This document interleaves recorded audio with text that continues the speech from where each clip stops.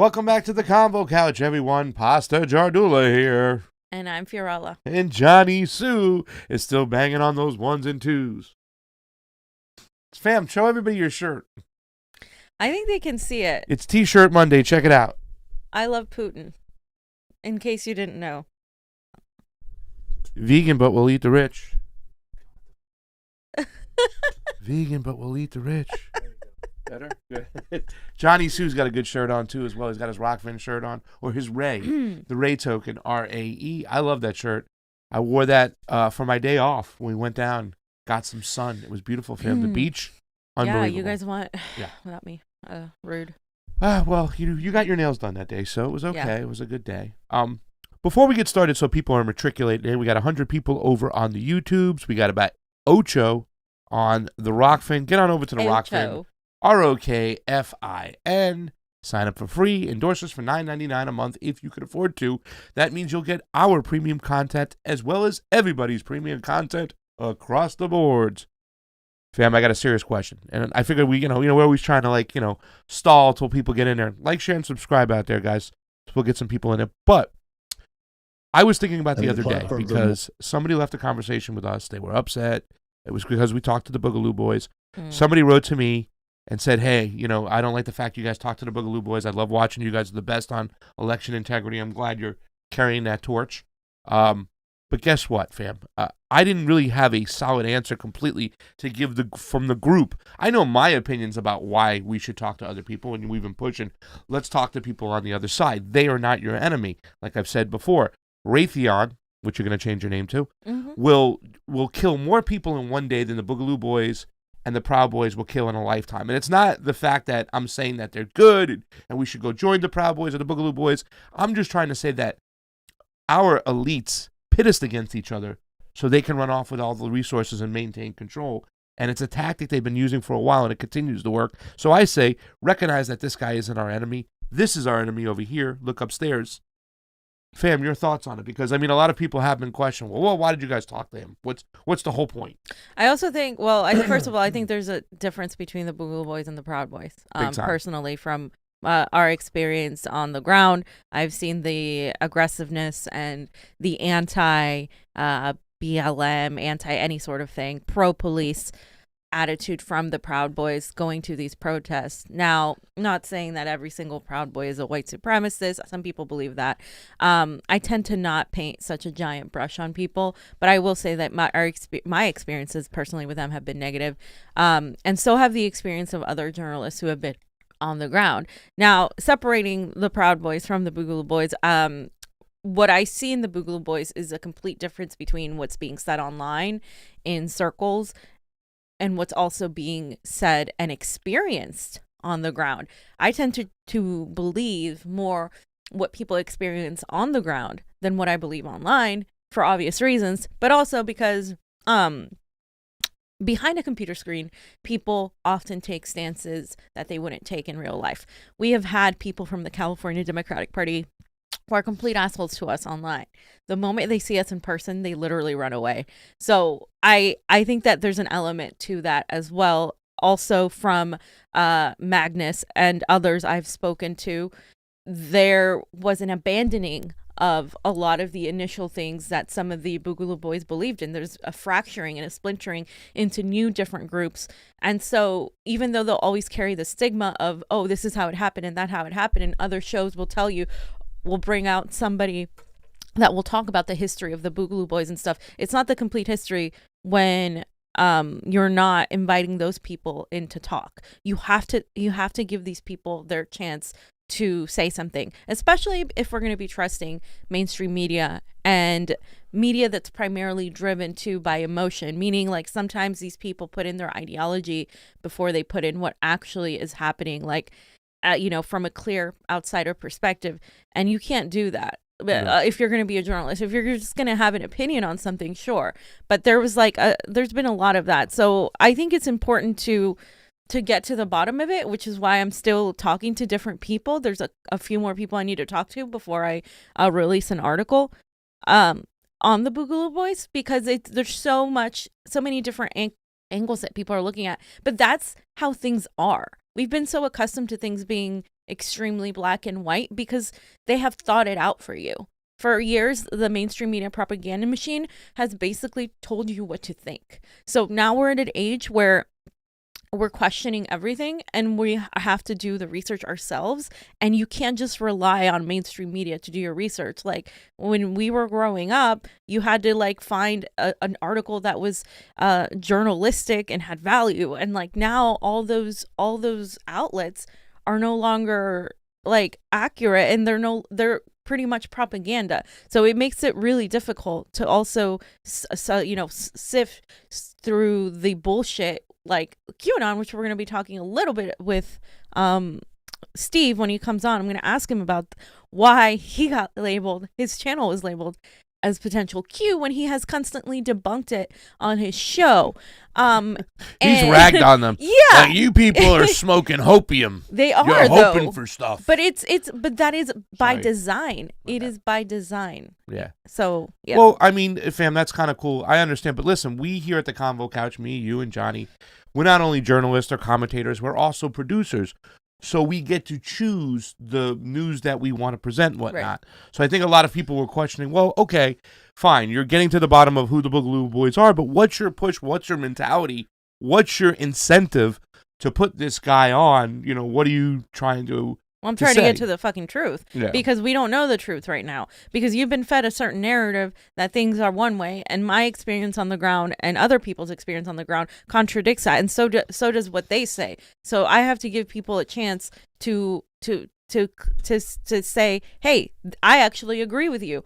Oh, really? You do? I didn't know that. Let's talk about what we agree on, because if we keep compartmentalizing ourselves into smaller and smaller echo chambers, we're done for. They're going to do whatever it is that they want. They're already well on their way, and we're not going to be able to do anything and fight because we're too busy fighting amongst ourselves. And the left is notorious for fighting with each other. Yeah, I mean, they're fighting with us and Jimmy Dore right now more than they've fought like Republicans, neoliberals, and that whole establishment. It is insane how every day I have to see still another post about Jimmy fucking Dore. Yeah. Leave Jimmy fucking Dore.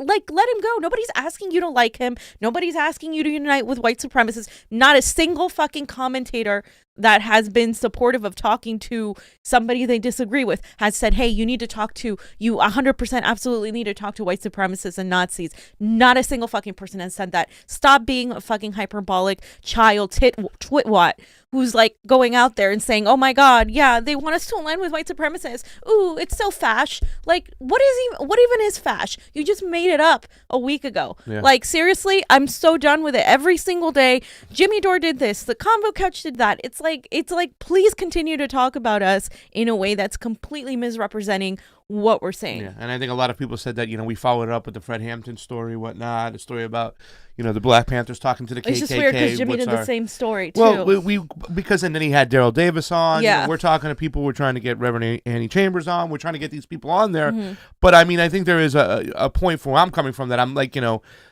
I see the hypocrisy of a lot of these leftists that go, oh, you're so fash, do shows about Jimmy Dore, cracking on the Boogaloo Boys. They're conspiracy theorists about what the Boogaloo Boys really are, which we understand, too. And any groups like this across the board. They're not a monolith. They're not monolithic. Everybody has, if you went and talked to everybody, they have a different opinion. Yeah. They share some common goals, and they go there. And I think a lot of Boogaloo Boys, they share the common goals that they're fed up and they're disgusted with the government right now, the way they are, you know what I'm saying? And obviously we'll disagree with them when it comes to immigration and all that stuff. And the reason why we follow that other stuff up too, I think is important because we want to say, it's like we see these shows that go and say, these guys are awful, but yet these are the same people who say, go vote for Joe Biden, who's the biggest fascist, the biggest warmonger. It just makes no sense to me. Right. They're totally hypocritical. And not just Joe Biden, but like literally every person mostly in Congress and in power. Like all these people have more blood on their hands than any one of these militia groups that you hate so much. And I'm not saying that some of these militia groups aren't vile and that they're not ready to take over. I mean,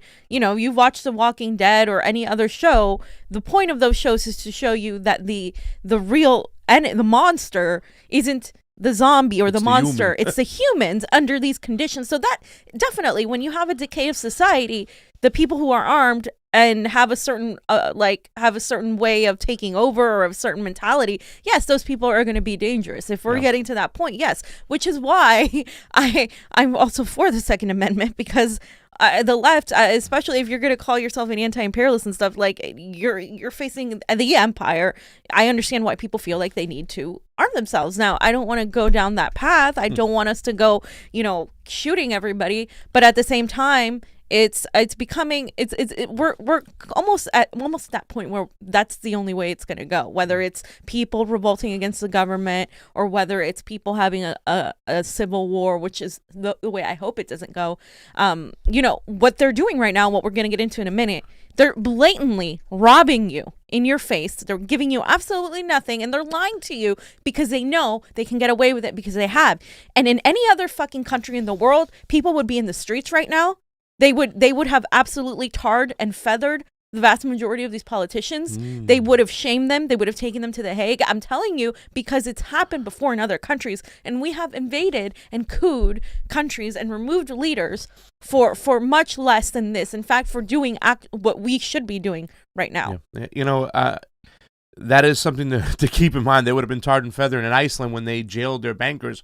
They walked them out of the courtyard. They made them get into a dumpster, then put them in a car and sent them off. I mean, just stuff like that happens to let the people know, like, you do this again.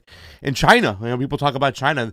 When they find corrupt bankers, they kill them. But the Uyghurs! But the Uyghurs! I'd like to get into that conversation. By the way, Natural Progressive Roar Media says, hello, fam, and Osla Fave out there says, I want that tea, Fee. Well, look in the mail. You'll get some teas today. You'll get some other ones. And, fam, I think it's really good when you talk about the Boogaloo Boys and all these other situations that, hey, we keep our mind on our eye on the prize. Because the only way I think we really begin anew is we get rid of all the corrupt people at top and then we work things out amongst each other. So if we have to have an understanding of some of these people where they were, let's have that understanding. But we don't stop the conversation. We have the conversation. And also, just so we clarify, too, I'm not saying I'm going to change my ideology and become like a right-wing libertarian just because I'm talking to somebody that's a right-wing libertarian at all. Like, in fact, I want to present my ideas to people because I feel like my ideas and what I think are of value and should be heard by somebody who is a conservative who's used to hearing neoliberalism or the neoprogressivism masked as leftism. I get so offended when people think AOC is a socialist because she's not. I get so offended when people think that Bernie is a complete commie when he's not. Even close and so to it. I want to explain what that is and what my idea of that is and have those conversations. I will never have those conversations if I say, oh, this guy, he's a fash, and so I'm not going to talk to him. Yeah. Those ideas will never get represented. And if we fight together, then we will have the opportunity to fight with our ideas on an even keel, on a platform that we can say, oh, we have a democratic process. We have democratic elections. We can't say that right now. We haven't had that for a long time. So the point isn't to fight together to defeat the establishment and then be one big happy family and kumbaya, because that's unrealistic. The point is to fight the establishment and then be able to compete the Libertarian Party, the this party, the that party, in a place where you can have these ideas. We got to take down the establishment first, and I think we should get started here. It was a great way to open up the show, but just to keep in mind that Magnus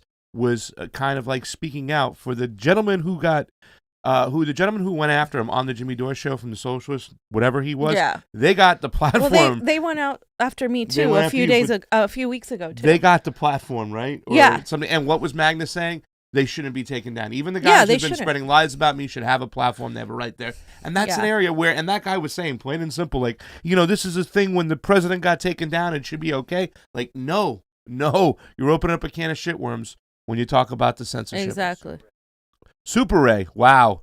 Let me get in there. Oh, we also have Anthony Allen with a super chat. Thank you so much. Super Ray from Patrick. Thank you so much. Love you guys. And Facts on the Ground. Hey, what's up, Facts? Facts on the Ground. She saw your shirt and she's like, oh my God. Let's get started because we got to get Misty one. Joe Hayden, signed an executive order out of the gate, right? He signed a ton of them. One of them was to stop the Keystone Pipeline, I think, or whatever one it was. My mom called me, and that's where we disagree. My mom, she goes, 11,000 jobs were lost. I said, Mom, Joe Biden is a friend to the oil company and the gas company. Don't worry, he'll sign something for some of those jobs that you're talking about. The jobs that I would eliminate, sorry, if I was president day one, ban on fracking. That's what the left is all supposed to be about. But Joe Biden, what does he do, fam? He issued dozens and dozens of oil drilling permits in the first few days. This reminds me of our old governor, Governor Jerry Brown, who was always touting about how he was for the environment and all this stuff. And then he would just completely issue oil permits. And we were there. We were there, filming everybody protesting him. Now, it was at least 31 authorizing operations on federal land and coastal waters. This was despite an order, of course, putting political appointees in charge of the decisions. And this is going to signal, obviously, that they're going to continue to drill, baby, drill. and Bring Palin back. The January 20th order temporarily putting decisions about oil and gas permits, mining operations, hiring, and other matters in the hands of Interior Department officials. So they paused that. And then, so that's that. And then the Bureau of Safety and Environmental Enforcement issued 22 drilling permits to 8 companies since January 20th when Biden was inaugurated as president. Recipients, just so you know, have included BP, Exploration Production, Arena Offshore, Shell, BHP, Billiton Petroleum Subsidiary, and this is according to Bloomberg News as right out well. of the gate, fam. Right out of the gate, he signs 22 oil permits in your face. Also, some neo-progressives, where are you at? Some oil wells in the Gulf of Mexico, which is, I don't know if you've ever been to the Gulf of Mexico. Obviously, I lived in Florida. So one of the nicest beaches, most beautiful area. So there you go. Beautiful, beautiful area now is going to have so much oil. Had a BP leak once before that was historic, ridiculous. They should have never allowed drilling in the Gulf of Mexico ever again. It's one of the most beautiful waters because of the natural barriers it has from Florida and Texas. Just beautiful area. So. Just a beautiful, I feel like Trump. Just so beautiful. Beautiful, Where is Trump? beaches. Does anybody heard from him? It's all up. I put it up. Is he alive? I don't know where Donald Trump is, but who knows? Well, Joe's been hiding because I had to put this up there because Johnny said, Joe Biden, where the fuck are our $2,000 checks? # where's my 2K? And Joe Biden is right because he's hiding. He's hiding Biden. I just wanted to put that up there. Okay, so yesterday it's Joe Biden line started trending, right? And Newsweek did this dumbass article where they go down, they talk about all these things, and I think in one of these articles they had put Proud Socialist, who had retweeted Richard. But anyway, so the whole thing is Joe Biden initially had said, and the Democrats, because, this is part of the Democrats. Joe Biden and the Democrats had said, we're going to give people $2,000 if you get us through the Georgia runoffs. If you vote for a Democrat, we're going to give you $2,000. All these great magical things will happen. Everybody gets a pony. You all get wine and weed. It's amazing. That didn't happen. Joe Biden is lying because, remember, the $2,000 he was saying was going to be for the people was completely separate from what Donald Trump had offered. And Donald Trump had initially offered more than the Democrats. And so when he did that, they only did the 600. Congress only did the 600 when they were supposed to do the full amount of whatever it was. It was between $2,000 and $1,400 or whatever it was before. I think it was $2,000. This was a separate thing. So when the $600 went out, Joe Biden is trying to take that and say, oh, now it's $1,400. That's not how it works. That's not what you said. And we're going to look at the dates. But Newsweek did this whole stupid article basically siding with Biden. What a surprise. Saying that critics of President Joe Biden are claiming he, quote, lied about the size and promptness of stimulus checks promised while campaigning in the Georgia runoffs. The hashtag Biden lied began trending on Twitter on Sunday after the Democratic Party shared a tweet that outlined Biden's plans to get $1,400 checks to most Americans on top of the already agreed $600 payments. And then it says, this is what it said, Biden will build on the $600 down payment provided by Congress last year, sending an additional $1,400 to households across America, totaling direct payments to $2,000 per person. And this is what they said. Some using the hashtag Biden line said that he had promised $2,000 payments rather than $1,400 on top. And you guys can see that there. I have a question, fam. Yeah. I mean, we have a Democratic House. There it is. We have Johnny. a Democratic Ryan Knight. Yeah. Okay, so you can just show that. Yeah, we have a Democratic House. We have a Democratic Senate. We have a Democratic President. Why are we sitting here and complaining about scraps about $2,000, $1,400? Really, with everything they have, shouldn't they give us $2,000 a month? I mean, we have if the Democrats are for the working man, look how they just get you, ladies and gentlemen, to go back and fight over the scraps of what's going on. And like you said, fam, if this was anywhere else, they'd be tarred and feathers. The nerve that they gave you only $600, that Nancy Pelosi, the squad, they all didn't say nothing. They signed it through. What is $600, ladies and gentlemen? They should be tarred and feathered. It's disgusting what our government continues to get away with, and they keep on telling you that guy's your enemy or that girl's your enemy. This is ridiculous. It's a quarter of some people's rent. That's not even for some people. Like if you live in New York or San Francisco, it's nothing. It's a little more. It's really like ridiculous. That shit goes straight to bills or student loan payments. Oh, also Biden also said that he was going to cancel student loans for people who had under a certain amount. I think it was under 50,000 or 30,000 or something like that. He didn't. He's not doing that. I'm waiting for that. My credit's gonna get bad if you don't do that. Biden. Like I'm gonna have to make payments again. I don't understand like why people. This is with me. I don't understand why people think like he was gonna tell the truth. He's been lying for 48 years. People. He's not gonna start telling the truth now. He's a puppet. He's being managed and pushed by the people behind power. So I just wanted to show, Ryan Knight posted 2,000 is not 1,400. So Joe Biden is either a liar or really bad at math. I'm going with liar. And Richard had posted scam artist and all that, because these are all the headlines. And I also have more, Johnny. These are all the headlines where, they were saying, oh, that was going to lead to 2,000, blah, blah, blah. It's Democrats the same ones, plan to basically. use Senate. Yeah. Win to pass $2,000 stimulus checks. On January 7th, Biden says if Warnock and Ossoff, I'm laughing my Ossoff, are elected, those $2,000 checks will go out the door. Biden says electing Georgia's Ossoff and Warnock would lead to $2,000 stimulus checks. January 5th. $1,400 per person. Really, the American Rescue Plan. It's just a bunch of smoke and mirrors with these guys. It's a bunch of bullshit. And John Ossoff, did you show that one when he said you can pass $2,000 relief checks, but we have to win the Senate election? John Ossoff said that. This wannabe fucking McDreamy said we can pass 2,000 relief checks for the people, but we have to win the Senate election. You fucking said that. You used people's emotions. You used people's fucking desperation to get votes, and you fucking lied. And then Joe Biden said $600 is simply not enough when you have to choose between paying rent or putting food on the table. We need $2,000 stimulus checks. January 10th of 2021. So you need $2,000 stimulus checks. You didn't say we need $1,400 to make up plus the $6. No, you fucking said $2,000. Fucking stand by what you said. It's February 1st, okay? You got sworn in on the 20th. That's Rent is due. That's 12 days ago, bro. And 12 days ago, instead of signing all these executive orders, this should have been the first thing you did. Get the people the relief they need. This is what you were screaming. We're going to help you out. We're going to help you out. We're going to help you out. And nothing comes. And again, I just wanted to show this dick because I get so mad at these people because I was entirely, I said, don't talk to me about Georgia Senate, like after what the Democrats did. I said, I don't give a crap if they win or lose.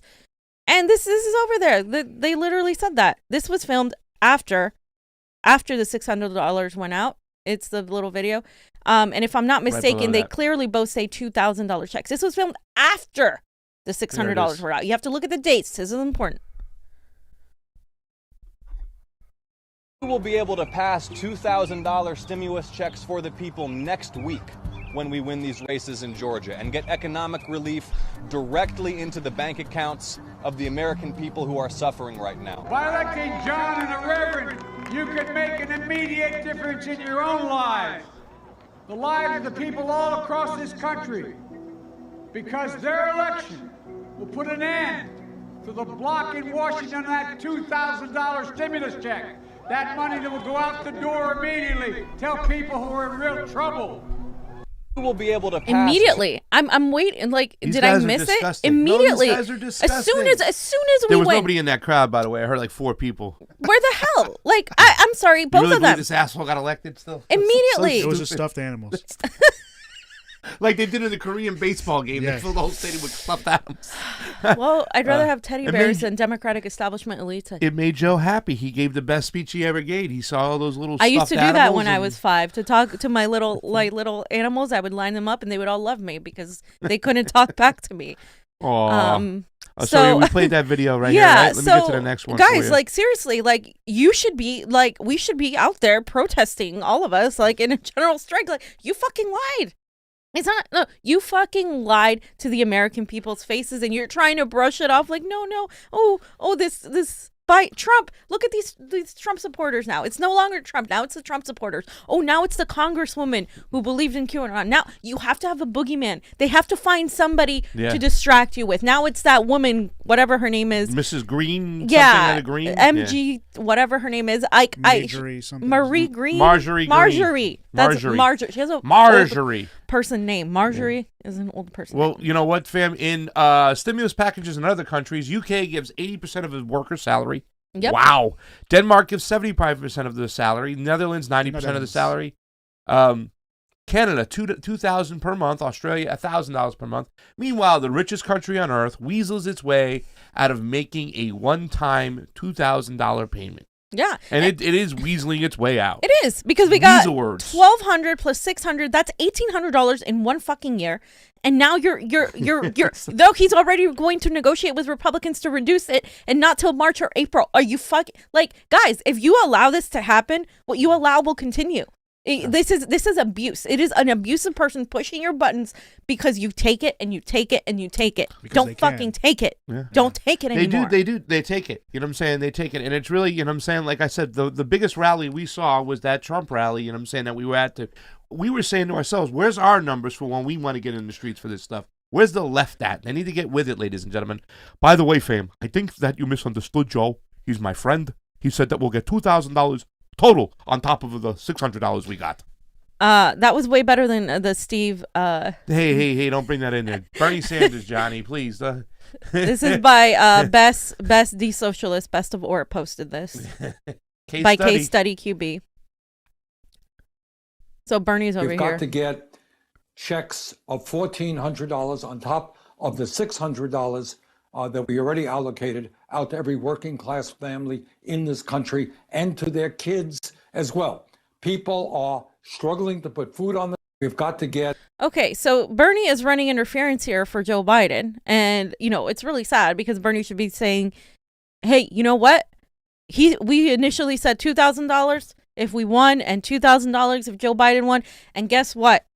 We're not doing it. So let's make sure we pass the $2,000. He doesn't have to fucking do this shit. And he's doing it. He's choosing to do it. You need to call him out for this. And I've seen several of his supporters call him out. Like even some of his most ardent supporters. And that's necessary because he doesn't have to be confirming every single warmonger that's on the list. And he's going to be confirming Neera Tanden soon. Yeah. And that's going to break people's hearts because Neera Tanden, if you know Twitter and if you know social media, she has been disgusting and vile to every single Bernie supporter and all of the left, basically. Anybody that was on the left, like whether you were a Tulsi supporter or Bernie supporter or whatever supporter, like independent, green, she was extremely vile and tried to paint everybody as gaslit everybody as being evil and all of this and sexist and racist and all this other crap. And he's going to confirm that woman? Yeah. Are you kidding me? The woman who said that Libya owes us gas and oil for going in there and bombing them. Jesus Christ. Maybe we should take that. I mean, she's terrible. She's always been awful. Center for American Progress. She needs to go. Johnny, anything else on this subject? Because I want to read some super rays and some super chats. All right, so it says this is on the Rokfin, ROKFIN, Super Ray. Extra Indie Lefty. How you doing today? Do y'all prefer Rokfin tip or YouTube super chat? I became a Rokfin premium member because of the Convo Couch. Yay. I would say keep it going on Rokfin. Get the Ray going. But whatever you could do, whatever's easiest for you, you do. But we love them both. And we always like people coming over and supporting us on the Rokfin because we are anti-censorship, and so is Rokfin. David Crow. Keep on pushing, baby. Hail the Convo Couch. Hail Satan. Hey, you don't say that out loud. Well, okay? That's what Crow says. And I was watching the Night Stalker documentary on Netflix because Misty and I like true crime stuff. he was a serial killer here in LA in the 80s, and he would always say Hail Satan, and then he got those weird girls that loved evil people writing him letters and stuff. Anyway, we had a really bad, he was killing all over the San Gabriel Valley. It was really bad. Just in case you don't know. Do we have a lesson in psychopaths today over here? Like the History Channel does that shit, have right? always been interested in that stuff. Andrea, Ted Bundy knocking on the door. Andrea, thank you for the Super Ray. Love the t-shirts. It's snowing like crazy here in New York. Yeah. I love our t-shirts too. We love you. Blizzard, Andrea, I thank heard. you so much. Kathy Looney says, and this is on the Rokfin, the Super Ray, we love you over there. Is that election tampering, buying votes with a promise of $2,000? Yeah. I mean, technically, if any citizen would do that, they could say, "Oh, you're interfering in the elections." Blah blah blah. Larry C. Johnson, thank you for the Super Ray. He gave it to us. Convo Couch received a tip from Larry C. Johnson. Yes, I'm getting to facts on the ground. You always miss Misty. And I need to do a true crime show. I'm not forgetting for Me Misty. too. A true crime show, Misty. Oh my Lord, Misty, yes. You and Misty doing a true crime show I would be agree. amaze balls. 35 people over on the Rokfin. We got about 464 on the YouTubes. DJ Alpha's hanging out. Thank you for embracing Franco. Keep it up. Franco got a good response. He got a lot of views. I think it's close to the 5,000. You know. Frank, it was. Everybody was saying they enjoyed having Frank there. That he was really thorough. A lot of people were saying, "Oh, I just subbed to Frank Analysis." It was really great having him on. He's really, really smart, intelligent young man, and also happens to be Peruvian. I don't know. Yes, I know. He's. I mean, listen. It's awesome when true progressives or leftist libertarians get together and bag on neo progressives or neoliberals all the time. It's a lot of fun. Black Fraud says $600 is, in quotes, drop dead money. Yeah. Seriously. And Trey Wright says Bernie Sanders is an establishment tool. To be honest with you, like, I don't even need Trey to see him talk to Neera Tanden. We already see it coming. We know it's going to happen. He's persona non grata to me. I am done with Bernie Sanders. It's a shame. Man, I think the guy just wants to retire and go off into this beach house and just relax and stuff. Yeah, I think a lot of people still struggle with the fact that Bernie Sanders was the mechanism, was the spark to ignite the fire in a lot of us to say, let's get out there, let's go run for office. Hey, let's start an independent media show. Let's do these things. Bernie was right there. But he has done so much right now to just kill that movement and to sheep herd a lot of people back into the Democratic Party where they don't need to be. And therefore, he is persona non grata. We have 466 on the YouTubes. We have about 35 watching on the Rokfin. Let's get Guys, to 50. Let's get to 50. Let's help us out. Remember, for $9.99, if you got the Scotto, Johnny Scotto is over there. You get everybody's premium content across the board, including this guy who's here with us. Let me introduce to you our man. This guy wants to be the first male host of The View. He is not QAnon. He talks about hopium all the time. And I'm going to smack you across the face with a mackerel. Ladies and gentlemen, smack you. Steve Poikonen, Slow Day News is here. Slow News Day is here. Have you ever wondered what it felt like to have to pick up your own teeth with a broken arm? Not. My arm was sprained, but and they weren't my teeth. They were kind of dentures. I'm 47, Steve. You're talking to an old man here. You know what, Pasta? I gotta say, you do an incredible Bernie Sanders impersonation. You do. I love your Bernie. It's wonderful. And I apologize to you. I don't know if you caught it on the live stream this morning. Because I realized that I only know how I sound through my own interpretation of how I hear my own voice played back to me. And I could sound very different to different ears. And Einstein said if we judged a fish by its ability to climb a tree, we would think it stupid indeed. And I feel like I may have treated you like a tree climbing fish, my friend, and I apologize for that. You should. Because I tried to call you yesterday to say Steve Poikonen is no monk, and he doesn't look like Tony Shalhoub. In other words, I was like probably the only one in Steve Poikonen's world to laugh at your joke yesterday, while Glory was just like, "What's going on?" Yeah, Glory and I had the same reaction. I was laughing hysterically in the car, and I called to give you some credit. And I you know what I thought, Steve? I said, "Holy crap, that's something Pasta would do. Make like such a boomer joke that nobody laughs at." And That was for you, my friend. It was for you. And what my cell phone carrier has not been working since like Saturday morning. I haven't been able to make calls or receive calls or get any of that shit. Yeah. So I'm sorry. I wasn't ignoring you. It's okay.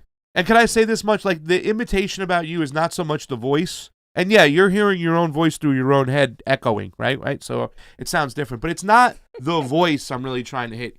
It's your one-liners. It's your lines. They're just, nobody does it like Slow News Day, like Steve. He has some of the best quotes. Zingers. You know what I'm saying? Like, especially about people in the political world. Oh, God. So somebody says a name and we'll always go, well, Steve Poikin had said this and this about that guy. So it's Kyle what Kalinske you say. is my favorite. Oh, Kyle Kalinske. He's Tom Harton's Padawan. He's trying to be the first male host of The View. It's not the voice. It's the actual words. Look, if you can't tell me that's not accurate. Your quotes are beyond accurate, brother. That's why I love them. Beyond. So, we'll get into that, Steve. We're going to ask you about the left. So we're gonna. Well, let's should we? Let's want to start with the Great Reset first? Yeah, of course. Now, Steve, I watched the majority of your show yesterday with Glory. I watched all of Glory it, Jones. so. She's amazing. Hi, Glory. What's up out there? But I think you're going to give the best perspective out there on what's going on. So I grabbed that little infomercial, commercial, whatever you call that thing, and we're going to play it real quick. It's about the Great Reset because I want our audience to see it. Yeah, our audience. And then kind of explain exactly in your mind, in a nutshell, what Steve Poikin thinks this is about. So let's go to the Great Reset.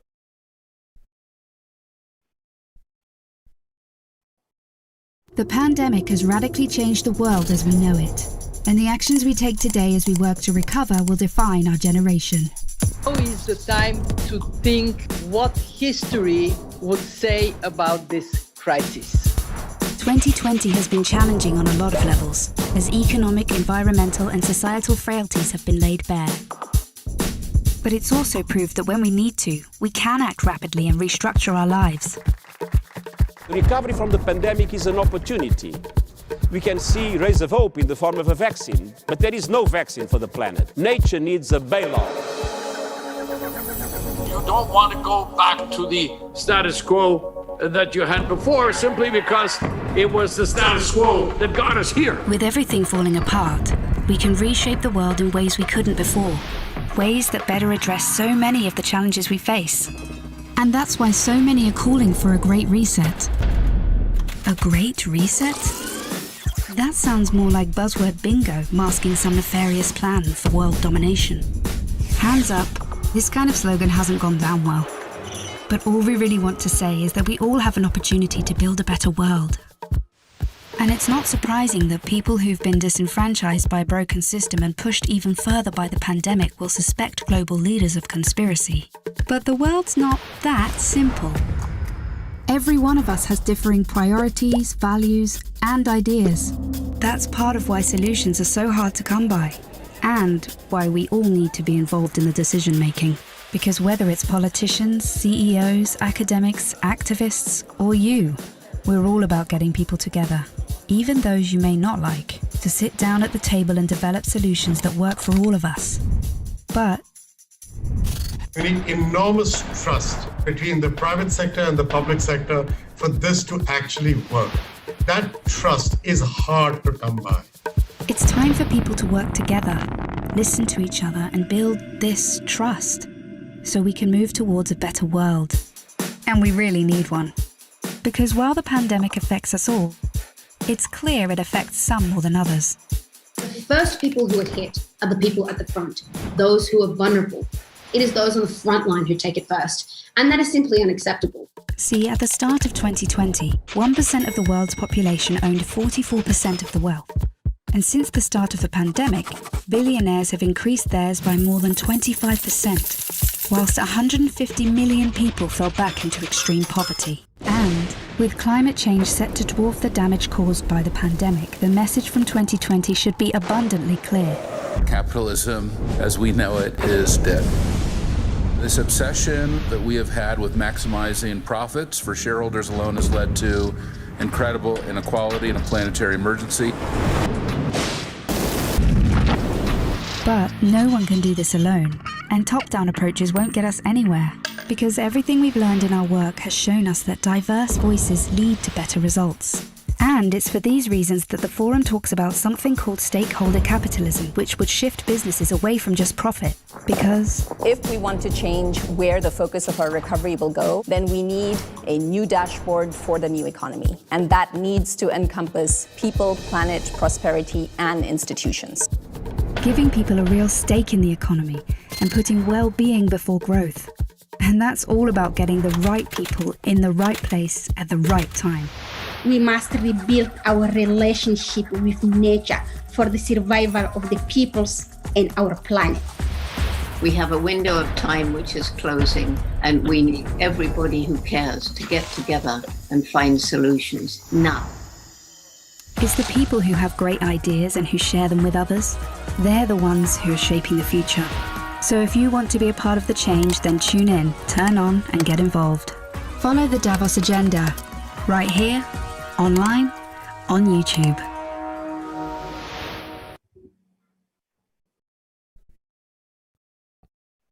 All right, Poikinen. That to some people might seem glorious, lovely, fine. I think the majority of the people, obviously, we see the thumbs down on that, or be like, come on. But in a nutshell, Mr. Poikinen, and this is why I'm so happy to have you on the show right now, because you give great perspective on these issues right here. This is why I watch you. You know what I'm saying? Tell our audience what this is in a nutshell is, but what it's really about, the cloak and dagger wise. So, effectively, the exact same people who are responsible for wrecking the planet have decided to hijack what's left of it and rent you portions of it back. Your mic's down a little bit, buddy. The concept of stakeholder capitalism, when you watch that ad, by the way, you'll note that they don't actually tell you what it means. What they tell you is how you're supposed to feel about it. Agreed. Because we will take this concept of owning nothing, but having a stake in what gets produced, and we'll call that stakeholder capitalism, and you will feel good about it because we have told you to feel good about it. That's exactly what they say in the ad. They don't say stakeholder capitalism means we have commodified nature and now we're going to sort of ransom some of it back to you, or ransom your experience to be able to spend time in nature back with you. The World Economic Forum has decided that by the year 2030, and you can hear Justin Trudeau talk about this, you can hear John Kerry talk about this, you can hear Angela Merkel and Boris Johnson all discuss UN Agenda 2030. They've decided that by 2030, there's going to be a class of owner and the rest of the world that will be managed by, you know, the good people at the World Economic Forum. The good people meet for our benefit, Pasta. They're doing this for our benefit. When Klaus Schwab comes out and tells you, you will own nothing and you will like it. You will eat bugs. Everything you use will be delivered by drone and you will rent it. When he tells you that, you are supposed to feel good about that. You're supposed to feel safe because the people in charge have determined that it is too dangerous for you to go certain places, that until they really get a handle on the environment, perhaps we should just, you know, stay indoors and get our groceries delivered by, you know, drone. But who is Klaus Schwab? Could you give a little perspective to who he is? He's the architect of the Great Reset, correct? Well, he's the guy who created and runs the World Economic Forum, which, by the way, at the keynote for the opening of the World Economic Forum, Joe Biden delivered a speech, and it was glowing. And he discussed his cozy relationship with both Klaus and the president of China. But Klaus Schwab was he was like an engineer, and he was an economist, and when it came time to kind of, I don't know, shift the perspective of where people thought in terms of what, like, all of the Kissinger related think tanks and the Rockefellers and the Rothschilds and the Bilderberg Group and the Trilateral Commission, like, as these things were getting sort of brought out into the open, there was a shift in terms of where and how the world's elite met to determine our future. And the World Economic Forum became that venue. It was founded in 1998. So in terms of, open societies that secretly meet to alter the course of human events, they're relatively new. But right around the time, interestingly, right around the time Project for a New American Century was founded and created, when the World Economic Forum popped up. I like broad strokes. That's kind of, if you have any more specifics, I'm happy to get into whatever. Yeah. We don't know a lot about Klaus Schwab personally. Like, he's been very, very good at limiting information about him to just what he would like out about him through some sort of public relations effort. So I watched you and Glory, and I saw this one clip from Kirsten Gillibrand, who, when she was discussing Biden's foreign policy, and I want to play it for the audience because I want them to hear how how ridiculous and nefarious this is, and we can discuss that. No, it's the Kirsten Gillibrand. It's crap. I guess it didn't put it on there. Okay, let's just go to the second one and I'll find it. Let's go to the one on press freedoms, because this guy gets to talk about press freedoms and he's gaslighting the whole time. He's talking about we need to fight for press freedoms, but he mixes it up with censorship. And I just want the audience to hear this part. I mean, the platforms are more than just it's not just how they're sorting news. It's also, listen, journalists are harassed via the platforms.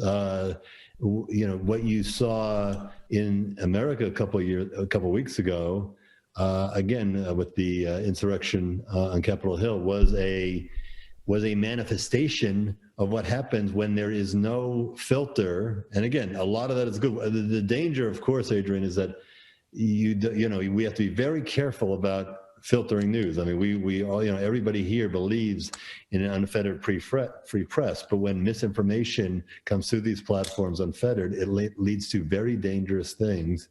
And we saw that before, because society is losing its ability to tell. They are seeing the truth they want to see, and it goes fundamentally to what it means to be. We're talking about protecting press freedom, what it even means to be a member of the press. Yeah, Steve.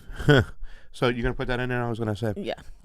There has been a lot of attacks. When we talk about what's been going on with these forums, they don't talk about the pandemic as much as being the big disease. They talk about authoritarianism around the world, right? And also talking about that, kind of intertwining the fact that it's the press. We have to have a free and fair press, and what it means to be the press, and all these other people who are creating this malarkey online. They want to get you away from looking at independent media, from looking at other sources of information, and just concentrate on what they want to give you. And I think a lot of the Great Reset has also been focused on that globally together to suppress the little guys' voices now. Your thoughts on that? Oh, I mean, you're absolutely correct. And I encourage everybody to go watch that entire panel, because it's puppets of the narrative management machine for, like, mid-level participants of media in general, sitting around casually talking about the best ways to censor information, and they're not outraged. They're explaining to people how to best operate a gatekeeper media structure that filters information, because unfettered information is dangerous, because then you might make up your own mind about what you're seeing and hearing, and that's not that's not good. Because your thoughts could be dangerous, but our thoughts are approved. So we need you to have the approved way of thinking before you can go forward and talk to other people about it. I was just going to say that it seems, fam, and Steve, that it's almost like the same thing they've been giving a taste of here in the United States as of late. And they're doing it on a grand screen, like, we're going to be the ones to decide what's the truth and what's not. You listen to us. Yeah. And they convince a lot of people who are saying, these people are just awful. We can't listen to them for their information. They're spreading misinformation. Right. Just listen to us. And they're doing it on a global scale. They're trying to with the Great Reset. Yeah, because it's the West doing this. So. And at no point in that press freedom panel is Julian Assange mentioned. No, exactly. I was going to say that. I know. Jeez, I got my Assange bands at zero point. And real quick, I wanted to go back to because I wanted people to hear this bullshit from Kirsten Gillibrand. And I know you were saying she was the blonde Hillary, and then there was the brunette Hillary, and then there was the brown Hillary with Camillary. And so, Camillary. But let's just hear what she said, because she's discussing Biden's foreign policy. But the way I want people to understand the way they put this, it's like sunshine and rainbows and flowers, and that's not at all what's happening. Pull out the troops from Afghanistan and Iraq, as President Trump plans, relationship with NATO. There's so much to discuss. Absolutely. The first thing that's changed already is that President Biden is going to reassert the United States' role in the world.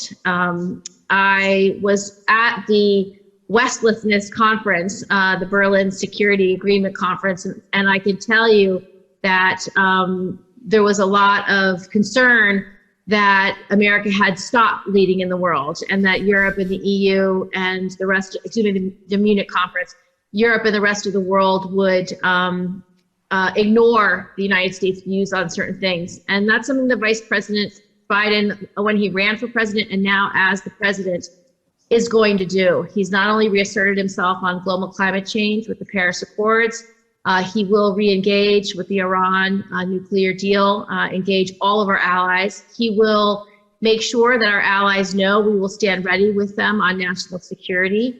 He will renew our relationships with our allies. The president's already reached out to Canada, a relationship that suffered under the Trump administration. He will be reaching out to the EU, to NATO, to assure our allies that we will once again stand with them to make sure that we are going to project leadership and strength. And I think he will have a very different approach on engagement with both the Middle East, but also with China and Russia. I think we need far more engagement that is productive with both of those countries. And I think President Biden has a very robust agenda to create international norms and more secure national security. I think he is going to engage Russia immediately on nuclear treaties. He will engage China immediately on economic issues, and to try to make sure that human rights is part of our international norms and part of our international conversations. So just real quick, I want to give it to Steve, but I know she talked about human rights which is, its translation, warmonger translation to we're going to go in and interfere in all these countries, manufacture consent, coup, imperialism, etc. The same handbook that we've been talking about on the show forever.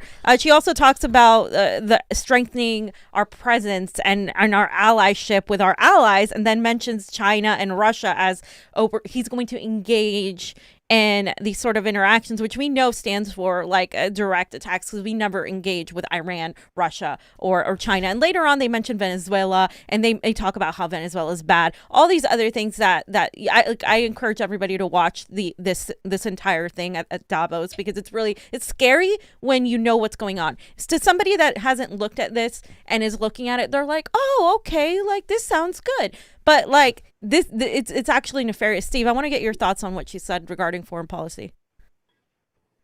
When you listen to the whole thing, they talk about this return. They keep using like the phraseology about a return to norms. Yeah, we're going back to the way things were. And I don't know if you guys remember or not, but we were ramping up for a Cold War with Russia and with Iran and with China.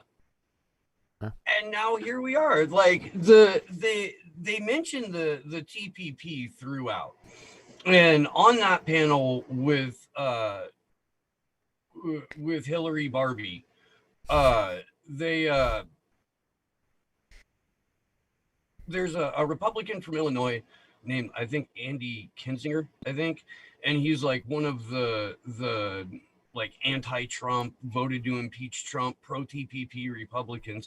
And what they keep talking about around all of this is a reimagined TPP that doesn't include China. And my God, I mean, we're going to explode our global military presence in the next couple of years. The first thing that you hear the Norwegian politician who's moderating the thing start to add, like it's coming out of his mouth about troop withdrawals in Afghanistan. We found out that that's not going to happen. Oh yeah. Yeah, actually, we have his clip. I wanted to play it too.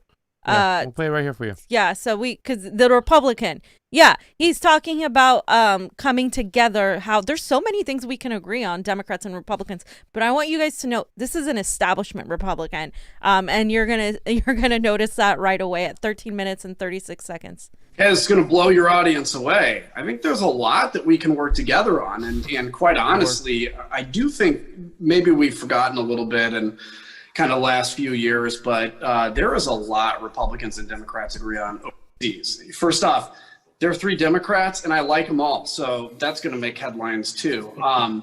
But yeah, I think, look, on the Iran deal specifically, there is some agreement, which is we do want to get back into a deal. I think the key is to make sure that deal is something that prevents Iran malign activities. Because why is it that we care about Iran having nuclear weapons? Because they're not a good player in the region, and that's going to be important. Things like reestablishing strong ties with NATO, working multilaterally is important, I think, on trade policy, actually fighting trade fights with allies instead of taking on all kinds of trade fights at once, especially when it comes to protecting and defending ourselves against, unfair Chinese trade practices. And I think the other thing is to be pretty good agreement in terms of how do we go after the biggest competitor, frankly, right now, which is China. How do we defend ourselves economically, our allies, strengthen alliances, build a military that, isn't stuck in the 20th century, but can compete, whether it's in space and information and everything, to deter Chinese activity, malign activity, so that we don't end up in any kind of an armed conflict. And also on Russia. I think the policies of the last administration on Russia were good. What I didn't like was the fact that, the words spoken about Russia weren't. I mean, never a malign word said about Vladimir Putin. Well, I'm hopeful that the Biden administration can match policy actions such as stopping Nord Stream 2, which I know there's disagreement with our allies on, as well as matching that with the rhetoric. Because Vladimir Putin knows he will advance in a region or anywhere just until he hits a brick wall. And we need to both verbally and physically set that brick wall there. So, yeah, there's going to be disagreements. You're not being nasty enough to Putin, Steve. You're not being nasty enough to Putin. And you heard him say, though, that he agreed with the policies, right? Yeah, he did. Because and what Trump were the has policies, Pasta? What were the Trump administration's policies towards Well, Russia? I know that they ended nuclear agreements. You know what I'm saying? They, like, what was it? The INF, the International Nuclear whatever it was. I remember it was one of the longest. It was signed by Gorbachev, I believe, or Khrushchev. It was a long, old standing treaty signed with Russia to denuclearize. And Donald Trump ripped that up. He didn't do anything about that. That's why that doomsday clock was getting closer to like going off. That's why everybody always talked about how Donald Trump was Putin's president. It didn't make any sense because policy-wise, he was actually going after Russia. And it just, to me, like, I just want to hear more of, like, how is this guy allowed to say we need to amp up the rhetoric on Russia? I agree with the policies, but we need to ramp up the rhetoric. Being nasty enough. It's ridiculous. To Putin. I just can't. I don't understand. You love Putin. Show everybody I your do shirt. love Putin. I know. They know I love Putin. He must be from one of those parts of Illinois where you have to run as a Republican in order to get elected. He's a neoliberal. Yeah. Yeah. They're all giving each other freaking tongue baths in that panel, and it's gross because you've got people who are like willingly cheerleading for the empire, and they're doing it at one of the most disgusting places on the planet, which is the World Economic Forum week in Davos. Yeah.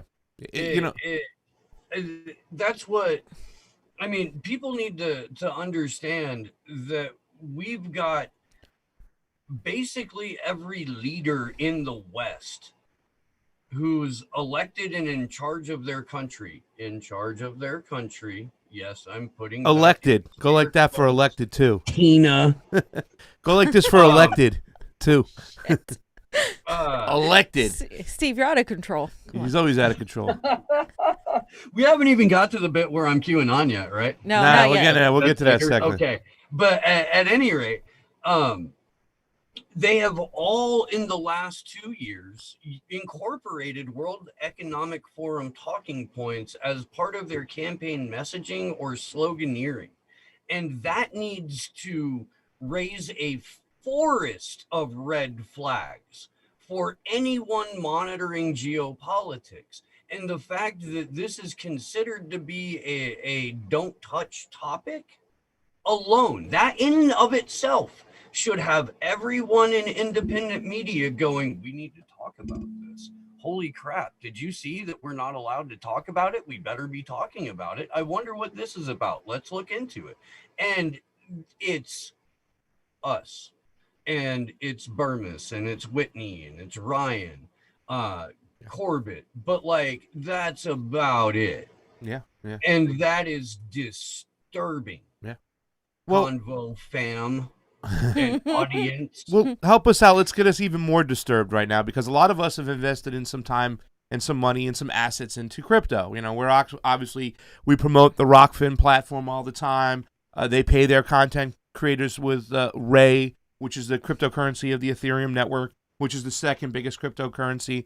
And a lot of us look at cryptocurrency as if us being the bank, breaking away from that monetary system of the United States of America of the West. That's so just awful. And we see situations like what happened with the Reddit Wallstreet bets, the way they just go in there and they stop stuff. In other words, you're playing the game in their rules, but you're winning, so we have to stop things. They really control the monetary system, the elites over here. So we go to crypto saying we can break away. What does this mean with this cloak and dagger great reset, which is just another form of a world dominance of taking over everything? What does this mean for cryptocurrency, and what is stakeholder capitalism, and why were they so heavily focused on it in this particular panel? Well, the stakeholder capitalism thing is just a complete nonsense ideology that somehow you can convince people to feel like they have a stake in their economy. and the way that the global economic system is handled. I'm not kidding. Like that's what it is. They want people to feel like they have a part in their capitalism. They are not promising anything other than basically like a shift in the way that corporate America talks to you. Like they're gonna try and probably be like some sort of like awkward camp counselor buddy or something like that. You know, like, hey Tiger, you know, hey Tiger, good to see you. Glad you're a part of the team sport. You know, like shit like that. But what they're delivering is you will eat bugs, you will own nothing and like it. Yeah. Everything you use, you rent. Yeah. What about the crypto though? How can they get a hold of this? Can they grab this? Can they take it away from us? Of course. Absolutely. Yes. And that's why people who are a part of the cryptocurrency movement need to become activists over it. Any system can be corrupted and co-opted. Any system. That doesn't mean that the blockchain itself is bad. It just means that we need safeguards. And the only way that we're going to get safeguards is if we come together to make them. You know, we can't demand them because the demands fall on deaf ears. The Stanford study years ago proved that. What we can do, though, is as much as possible, create our own systems. Where it stands right now, though, which is incredibly interesting to me at any rate, it is that on Monday morning, Davos time, Swiss time, they had a panel called Resetting Digital Currencies. We talked about this on the show yesterday. So if you watched yesterday, I'm gonna sum it up pretty quick. Basically what the woman said is they needed to have a shift in trust from what she referred to as the asset class, from the traditional market, which is the stock market, to the digital market. Less than a day later, there was a significant reason for the asset class to lose confidence and trust in the traditional market with this GameStop and Reddit and all of that. It is interesting to me that they called the shot, essentially. And that doesn't mean that people shouldn't take delight in the fact that some hedge fund managers got fucked. Like, oh my God, dude, dance over that. Please, that's great. In fact, create a brand new reboot for Occupy over it and include every outlet of the oligarchy, you know? I mean, honestly, like, we should be occupying in front of news outlets. We should be occupying in front of YouTube or Google or Alphabet or Palantir, you know, all of these places. This should be taking place. We don't listen to QAnoners though, buddy. So take it easy. Well, and that's the thing. Less than a month ago, less than 3 weeks ago, Whitney was on Slow News Day, and she was making the rounds at some other shows that will actually, you know, are brave enough to have her on. And she said, "Look, going forward, as the internet itself becomes more censored and as more censorship spreads throughout all forms of the media landscape, any information that runs counter to the official narrative, that breaks it, that helps expose it, is going to be lumped in as, oh, it's just QAnon. This is QAnon sense. It is. It's QAnon sense. Don't listen to it. Don't pay attention to it. It's a conspiracy theory." Yeah. And that's what they've been doing. They did that to you. I don't know if you can just pull up the latest video he has. It has a warning that said it basically calls them a QAnon. We're going to show it in the screen here in a minute. But I was watching that yesterday, and then I saw you guys bring it up.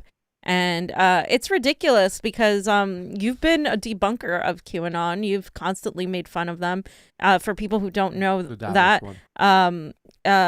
that's what you've done. And it's crazy to me But it's not surprising because we have been called QAnon by people who should know better for questioning the election, because all of a sudden questioning the election became a QAnon thing, even though we have been questioning the election way before Trump and QAnon was even a thing. So it's just really weird how like you can't question anything or you're a conspiracy theorist. It's really part of the whole plan. And I want to ask you, Steve, what you know, a lot of info has come out that QAnon is a psyop, and I've always believed that, and so have you. Can you tell people why? Like why that would be? Why would QAnon be a psyop? Like, why would they do this? Well, I mean, look at what it did, and look at what has happened since Q happened. And by the way, like when Q began, and when this whole phenomenon started in like fall of 2018. I came out and said, this is bullshit. And this, and a limited hangout, and this is an intelligence operation. There is a 3-letter agency that is, recruiting people to post as Q, and what they would like to do, what the hope is, and what happened was the portion of the right that would have been most activated over the course of the 4 years where lockdowns happened, where we almost had the Insurrection Act get initiated, where we had the defense spending act actually put into place, where we had nearly 2/3 of all money that has been printed in the history of the entire United States printed, where we had the 3 largest upward transfers of wealth in recorded human history take place, where we had for the legitimate anti-interventionist part of the right that was in the activism community. They let it pass that all of the forever wars continued, that the drone program ramped up, that we had failed coup after failed coup in a number of different countries and a few successful ones. All of these things pacified and tempered the most active and most likely to become active segment of the right. They got them to trust the state. They turned all these people into statists. Everyone who for the last 8 years of Barack Obama before that was going, herder, you're a statist, oh my God, you're a statist. Yeah, all of those people got sucked up into this. Donald Trump is a white hat. I can trust his government. I can trust the government. I can trust the government because I trust the plan. Yeah. Wow. Hopium, like you said, they sheep herded people in. Well, and it's a distraction because it also and on top of doing all of that, what QAnon did was throw the baby out with the bathwater for a lot of people. Meaning, you mentioned elections. Oh no, you must be a QAnoner. Oh, you mentioned the Great Reset. Oh, you must be a QAnoner. And Epstein, child trafficking. Oh, you must be a QAnoner. So the things that are actually worrisome that we should look into have now been dismissed as things that are completely conspiracy theory, and that is a perfect operation by these 3-letter agencies, 100%, because it discredits any sort of questioning. No. I was going to say, but while we're still on this topic and talking about this, I've been hearing the term accelerationism, right? But I've been hearing a lot of neo-progressives using it in the form of, like, the Boogaloo Boys are trying to accelerate a civil war. I'm like, that's not how the word's used. Let me bring on my man, Steve Poikonen, to give the definition to that lovely word. Go ahead, buddy. The way I see it is we're in a period of accelerationism that began with the election of Donald Trump, which, in my opinion, had to happen. And this is a conversation I've had with Last American Vagabond. We had it a little bit this morning. But the last time he was on, we got to flesh it out fairly well. And I can come back to that.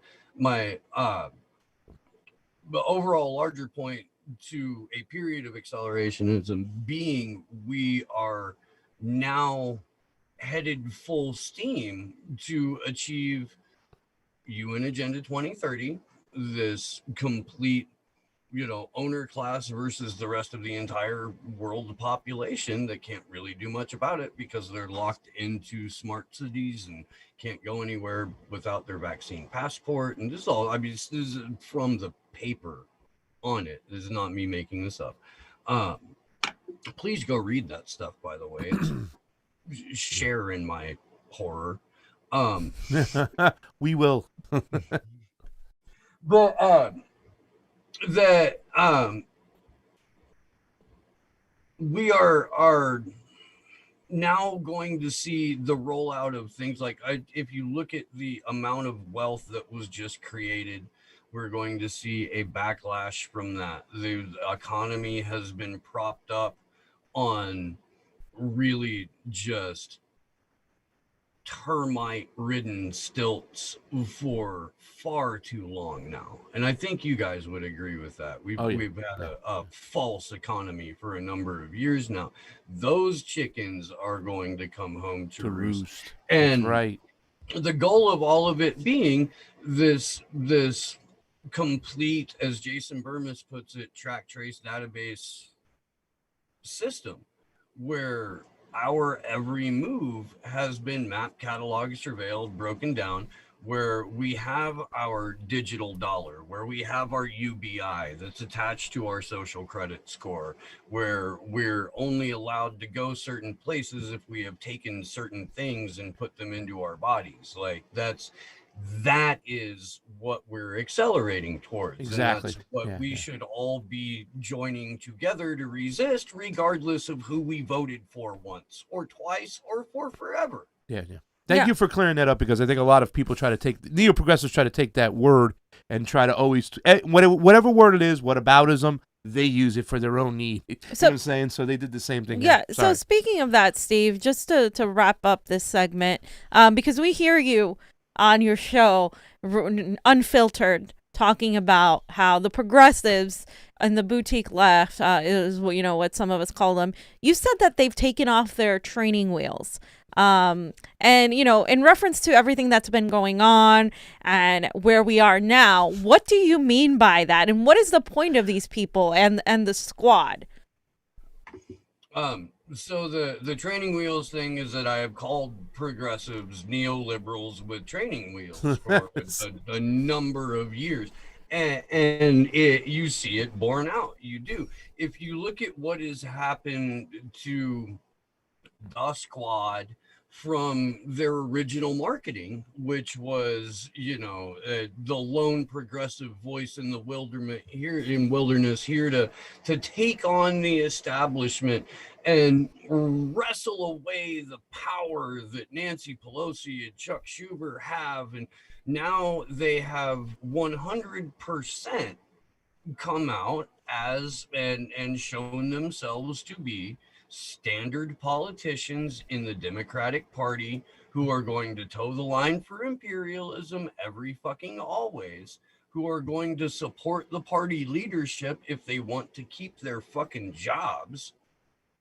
And that's the end of that story.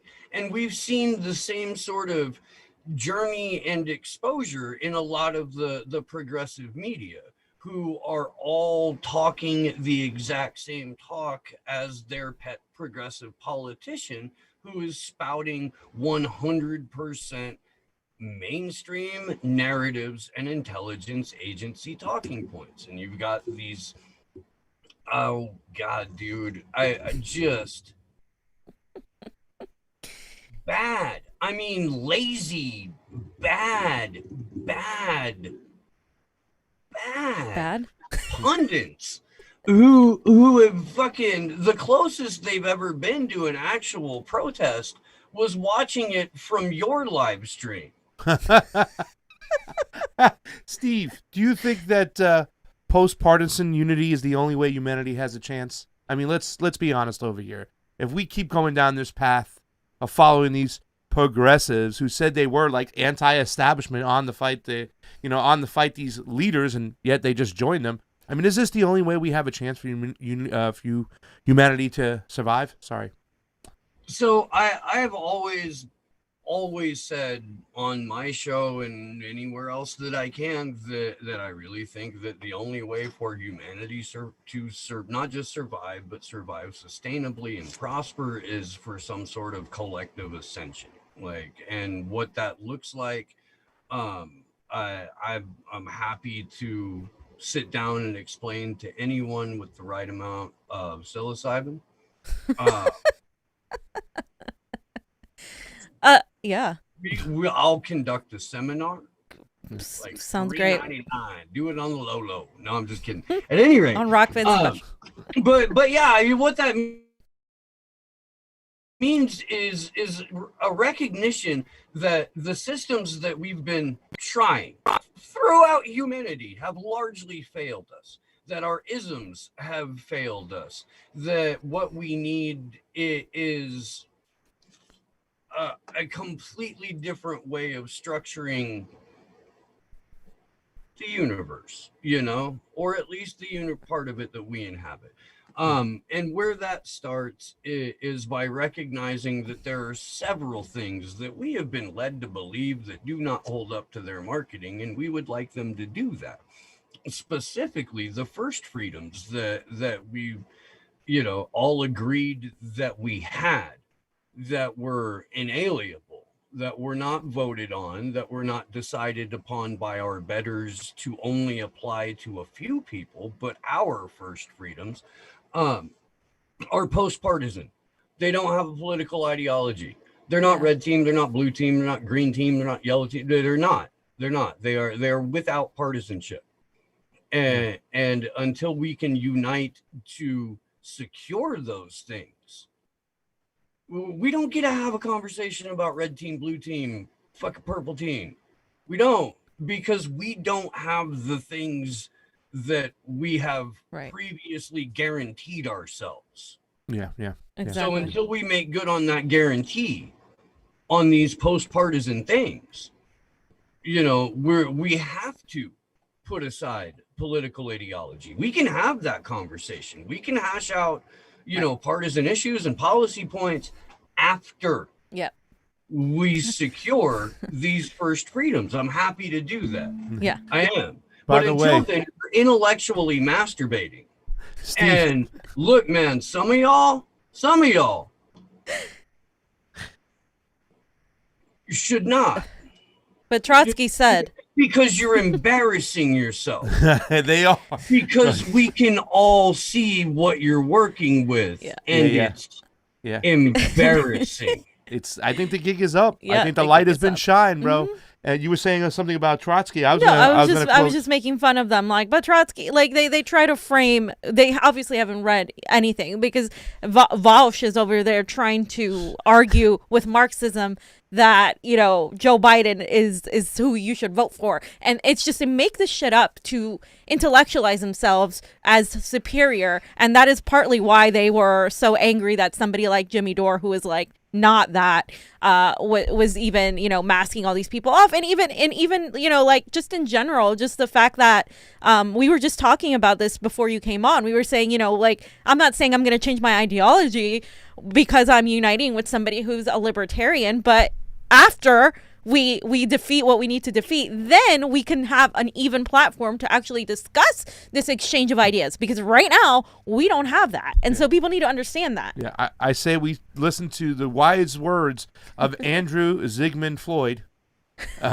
What's it? Smith, right? Andrew Zygmunt Smith. Freud. Sorry, Andrew Smith. He said we start with the guillotine, because once we do that, then we can work out our differences. We start with the guillotine, and that's why I wore the shirt today. Vegan, but we'll eat the rich. Steve, tell everybody where they can find you and where they can find more of your listen to more of your beautiful voice you have. SlowNewsDayShow.com. And you're really, Ryan, the last American Vagabond, was on this morning. He reiterated this. Go to the website first. Make that your first stop. And then figure out what it is, or where you'd like to go. But so SlowNewsDayShow.com. I'm on Twitter at SlowNewsDayShow. Rokfin, I am on the Rokfin. We just hit I think 2,500 subscribers. That's where so I thank watch, you all baby. very much. I watch for- on Rokfin. for that follower or whatever it is. Please support media on that platform.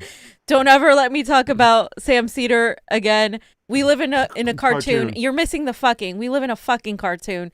Because we do. But yeah, that's Steve. Steve makes up the best zingers. Absolutely. Please check him out. Also, they have Action for Assange, where they do the vigils that we have also been a part of. We didn't get to talk about Assange this time because it would take another 2 hours.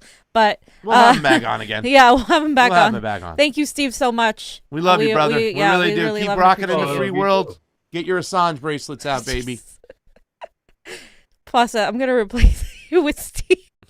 Oh my Lord, he can't cook like me. He can do all the work around the house, but he can't cook. That's why. Hey yo, you've never had a meal I've made.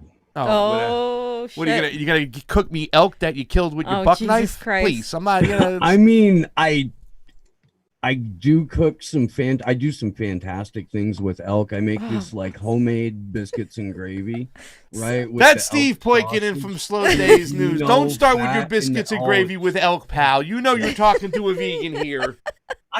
Three vegans. So Tres veganos. We're real anti-imperialists here at the couch. Yeah. Steve, we really do love you. We love the work you do. It's so important what you guys do over at Action for Assange. Check him out at that too as well. He's got 2 partners over there that are awesome. Several partners, I should say, including Sleepy Josh running stuff from behind the realm. Glory J. Jones. Yeah. So thank you so much, Steve. We love you, brother. Thank you. I love you right. guys. You take care. Cool. Johnny, can we get a 60-second break real quick? We're going to do a 60-second break. We'll be right back. We'll read all the super chats, the super rays, and get on to our last subject. Thanks for hanging in there. That was Steve Poikinen. We'll be back in just a second.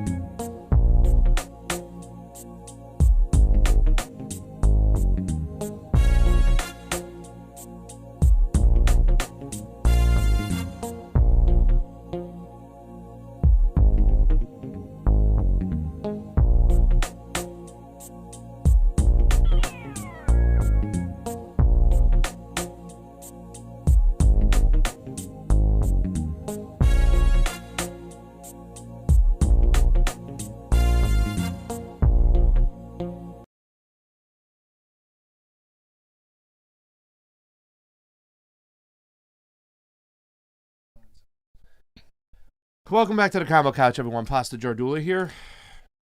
And I'm Raytheon Technologies. That's Fiorella, Putin's girl. And then Johnny, of course, is spinning on the ones too. Raytheon Technologies is my We've name. had a long show so far. We have a lot of people hanging on in. Let's read these super chats for those people that get them caught on up. Guys, like, share, subscribe. We also have some super rays. I'm going to read them all right now. I'm going to start with Bernie. Okay, John P. Still, Trey Wright was the last one we read. Thank you, Trey. So John P. Bernie was controlled explosion after 2008. He took all the momentum of the populist movement and fizzled it out. I get paid $2,500 each month in the UK. Pays to live in the UK. It's socialism. Who doesn't like so? If you're afraid of a socialism, you're afraid of yourself. And that's what was Fred Hampton used to say. Black fraud. # Bernie, please retire. Fruit? I don't know. Is that fruit or fraud? It's not fraud. It's spelled wrong. Anyway. Fruit. Black fruit. I think it's supposed to say fraud. Just in a cool way. Buster Peak 21. Google. New Bretton Woods movement. What does that mean? Google New Bretton Woods movement. Okay, I will. I'll Google it. All right, Google New Bretton Woods movement. We will. David. He loves the super stickers, David. Keep it up with the thing going like this. We love you, David. Jameson Doan. All the gyms are closed. It's COVID. Love Steve, but stop saying printed. MMT money isn't printed. It's digitally created and destroyed each time it is appropriated. Yeah, I think he means physically. I mean, it's backed by nothing. We know. It's a fiat currency. That's the main thing. They just manufacture it, whether it be printing, whether it be digitally. We understand what you're saying. Printing money is not creating wealth. It's creating obligation. It represents energy. Also, QE is asset swapping. With GS, you'll be lucky to get checks. Does that say checkers? Let's get some super rays over on the Rokfin. Guys, thank you so much for going over to the Rokfin. We had close to 50 people. We're getting close to it right now. Let me get to the last one I read. I believe I read Facts on the Ground. So the next one is Matt. Thank you for the super ray. It is always appreciated on the couch. Matt left a super ray on Rokfin. Get over to Rokfin. ROKFIN. Cyberdocs are over there hanging out. Glory Jones. I don't know who's this other whiter QAnon looking ass dude y'all have on but he's spitting facts. She's talking about her partner. Who's this QAnon white looking dude? Hey, you got a QAnon warning, Glory. They're looking at you.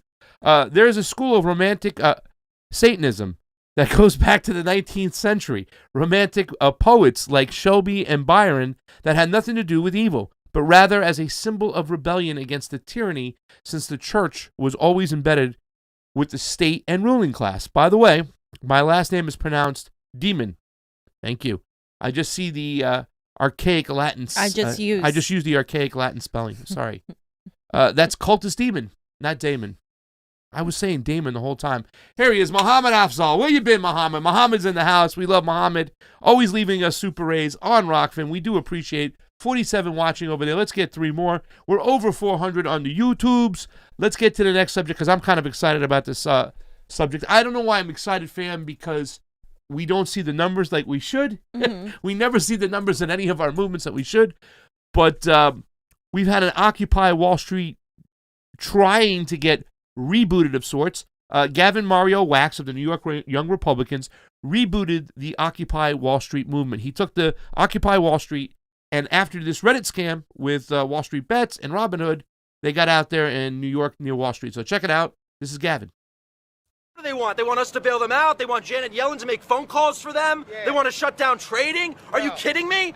Are you kidding me? If you did anything like that in your day job, you'd be fired and on the street. But these schmucks in Wall Street and Greenwich or wherever they are, they could do whatever the hell they want to do with no repercussions? Hell no repercussions. Where's our $2,000 check? Where's our money? They give us $600. These guys, they take billions from us. Billions. We bailed them out in 2010. They're screwing us again today.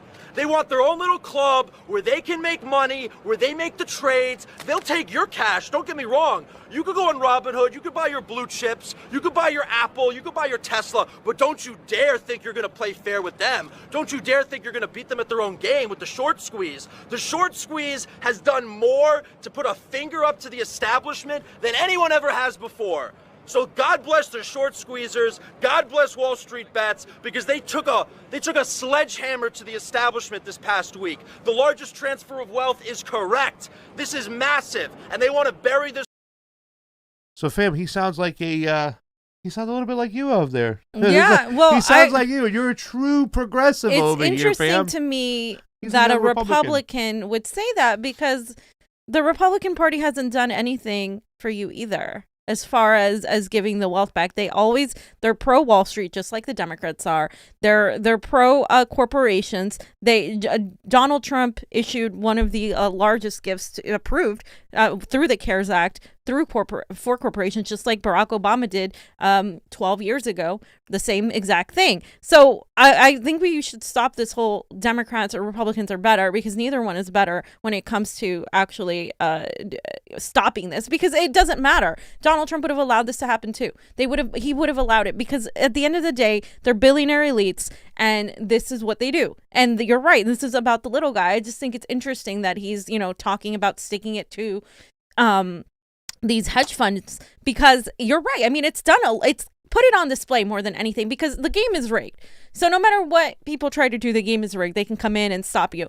But it is showing people just how rigged the game is. And this right here is also showing that people are angry. People are angry across the board. Well, like angry that they didn't get their money, angry that their businesses are getting shut down, angry that even when they try to play the game and try to beat these people at their own game, it's rigged. So when you have a population that's angry, what do as an empire? You try to make them fight against each other.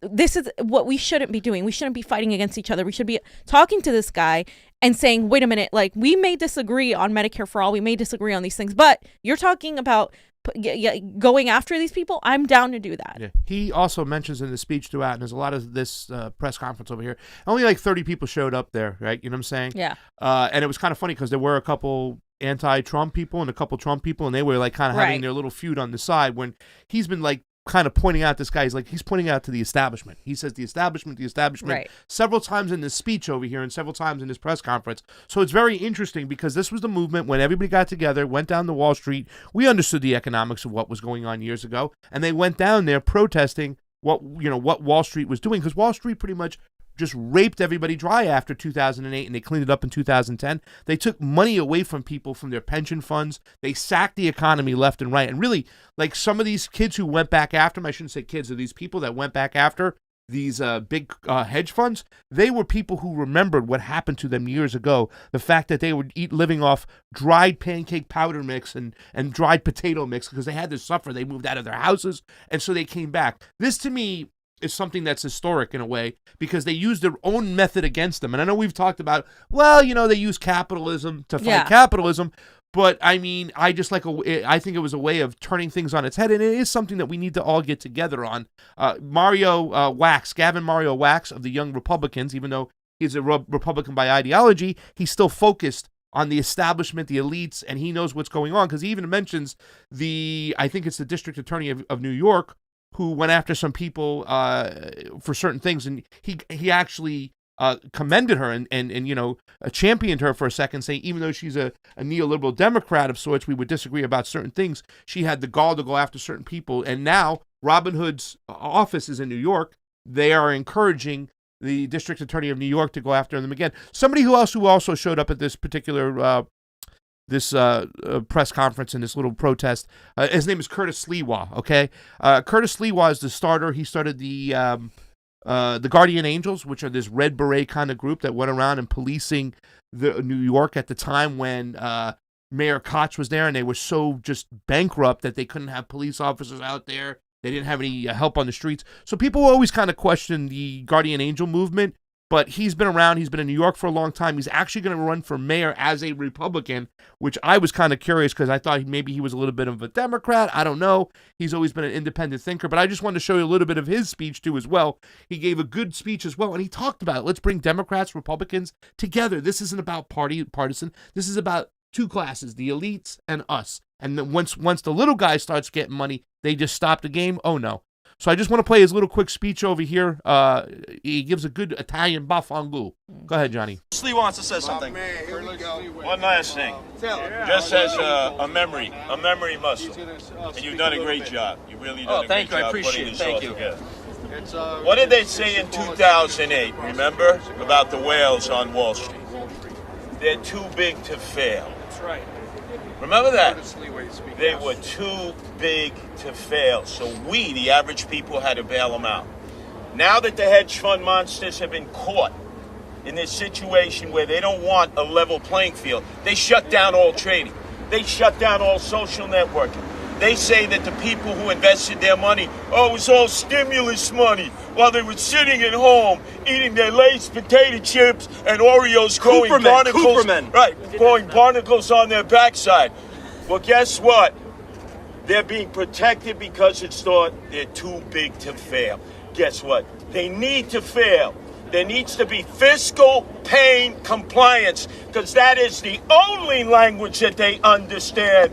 You lose your money like we lost our tax dollars in 2008, like investors, because you're short the stock, like Goldman Sachs sells you a portfolio, then comes back, shorts the stock, and runs away with all the moolah shmoolah. A double oofa to all of you. Thank you. All right, Johnny. Johnny, he's Johnny Ufa over there. You can be Johnny Bafangu if you want, but I really just wanted to point it out. But what happened in 2008? They did the same thing. They did it to the people, and nobody stopped them. Okay, when the housing market was going to shit and all these CDOs were about to fail, they packaged them up and they sold them to people who invested pension money, retirement money. Yep. You know what I'm saying? And they knew it. And as soon as they sold it to them, they walked out the door and they started planning to short the stocks. Yep. And they did that. They criminally did that. Here you reverse the situation, and they got bailed out with our tax money. And I like the way he calls them gold mine sacks, right? Yeah. So this supposedly, fam, spawned people like Elizabeth Warren, who said that she got involved with politics because she never wanted to see what happened in 2008 happen again. Well, fam, what do you got for us over here? Well, Elizabeth Warren, I mean, if you read this carefully, is actually taking the side of these hedge funds. She drafted this whole thing, warren.senate.gov, her press release talking about this. And basically she said, casino-like swings in stock prices of GameStop reflect wild levels of speculation that don't help GameStop's workers or customers and could lead to market instability. Today I told the SEC to explain what exactly it's doing to prevent market manipulation. Market manipulation. She's saying that what they did in Wall Street Bets, Reddit, saying, I like the stock, right, is Wall Street manipulation. Right. Bafangu, Elizabeth Warren. And next time you read Elizabeth Warren quote, I think you should do Elizabeth Warren imitation. You know what I'm saying? Like, you should practice that. I don't know how to be a fake casino-like swing prices, like GameStop. You know, when she does that little reflect wild levels of speculation. Elizabeth Warren is more Native American. Fam, you've been calling out this lady for a long, long time. We talked about her in the elections, about how the snake emoji came about. Yeah. Well, look at this right over here. The lady in 2008, she said this is why this is the sole number one reason why she got involved with politics and became a politician and became a senator, was because she didn't want to see the little guy get screwed by the big guy anymore. So here's the little guy banding together their resources and saying, hey, and they're going after, let's be clear here, ladies and gentlemen, because I don't know if you understand this. I don't know if we made this clear the last show. The reason why they went after this stock is that they saw this hedge fund doing something which should be illegal. They were short selling 140% of the stock. So they knew if there was any movement up, it would jump the price way up because of their nefarious actions of these hedge funds. So that's why they did it. She doesn't mention anything about this in the letter. She doesn't mention any of their practices. She doesn't even mention the fact that short selling, okay? And what the guy talked about, a short squeeze, is they're going to squeeze the short seller. You're going to try to profit off the backs of people's misery, of their businesses going down. And that's what they do. They see a business that's a little hurt, and they try to influence people to sell the stock to hurt them even more so they can make enough money out there. And meanwhile, you don't even, what do you get, $600 while they're creating wealth out of thin air? It's a game. They got played at their own game, and nobody's calling them out. Where is everybody? Where are the leftists calling these people out? Where's your congressperson calling these people out? They stole from you. No, yeah, AOC did a Twitch stream, but she's not really drawing attention to the actual problem. Basically, the translation to Elizabeth Warren is what this person put below Ellen Lee. She said, hedge fund billionaires have been manipulating stock prices for decades, but I've suddenly discovered it's a problem when the tables were turned against them. Exactly. Like it's this has been happening forever. And now that the tables have turned against them, now we have to protect them. No, this isn't, like, we have been protecting them. We have been doing this forever. And like, people are realizing it. Even if people across ideologies are realizing I love this Ellen Lee. Ellen Lee talks about the elections. This Ellen Lee is a new friend of mine on Twitter. Ellen Lee, hit us up, theconvocouch@gmail.com. I want to send you a Convo Couch shirt. You deserve one. I love what she's got to say over there. Every single time. And that is true. You know what I'm saying? They've been doing this for how long? It's a big club, fam, and you ain't in it. And just to kind of reflect the state of affairs and what's going on right now. Of course, you have to have that mainstream media state propaganda machine. Oh yeah, spewing out this narrative, vilifying the people fighting these hedge funds. Now, some of these people might be middle class, might have more money than you, etc. All of that is true. But to take the side of hedge funds, this opinion article, and I know it's an opinion article, but the Washington Post has a tendency to do opinion articles that are on the side of the oligarchy, and rarely any opinion article that's the opposite. It says the good guys are in GameStop. In the GameStop story, it's the hedge funds and short sellers. Hedge funds are the good Those guys. are the good guys, America. Please, let's continue brainwashing you. And then, of course, right below it, Johnny, I put Forbes on the document, because Forbes, again, 90% of media is controlled by 6 corporations. Okay, so nothing is more prescient than that when you look at this as a whole. Forbes right here, ignore the populist GameStop hype. Short sellers are heroes right here. And then they go on and talk about, how they're heroes and blah, blah, blah. If you guys want to, pull your hair out and read it, by all means, go do it. But it's disgusting. And they frame this, they turn it around, they gaslight and say this is just causing the market to be unstable. No. What these hedge funds do is not a free market. All these people that are capitalists, which I'm not, but all these people that are capitalists, if you want to defend capitalism and say a free market, this is not a free market. This market is being manipulated for the 1%.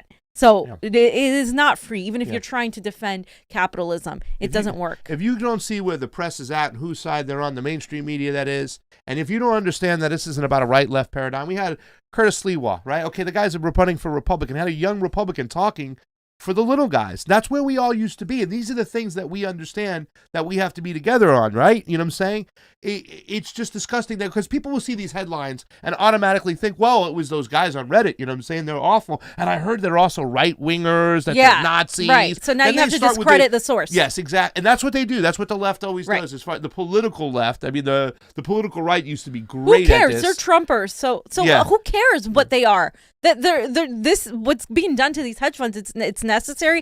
What's being done in retaliation for what they did is disgusting and criminal. And you can't look at something and first see, oh, who did this person vote for? Like, to then judge if it's true or not. I'm sorry, that's not how it works. If you don't like the message, discredit the messenger. That's the neoliberal playbook, and that's the thing, is what's it to do? To keep us divided. And when you got when you got Frank and Beans, right?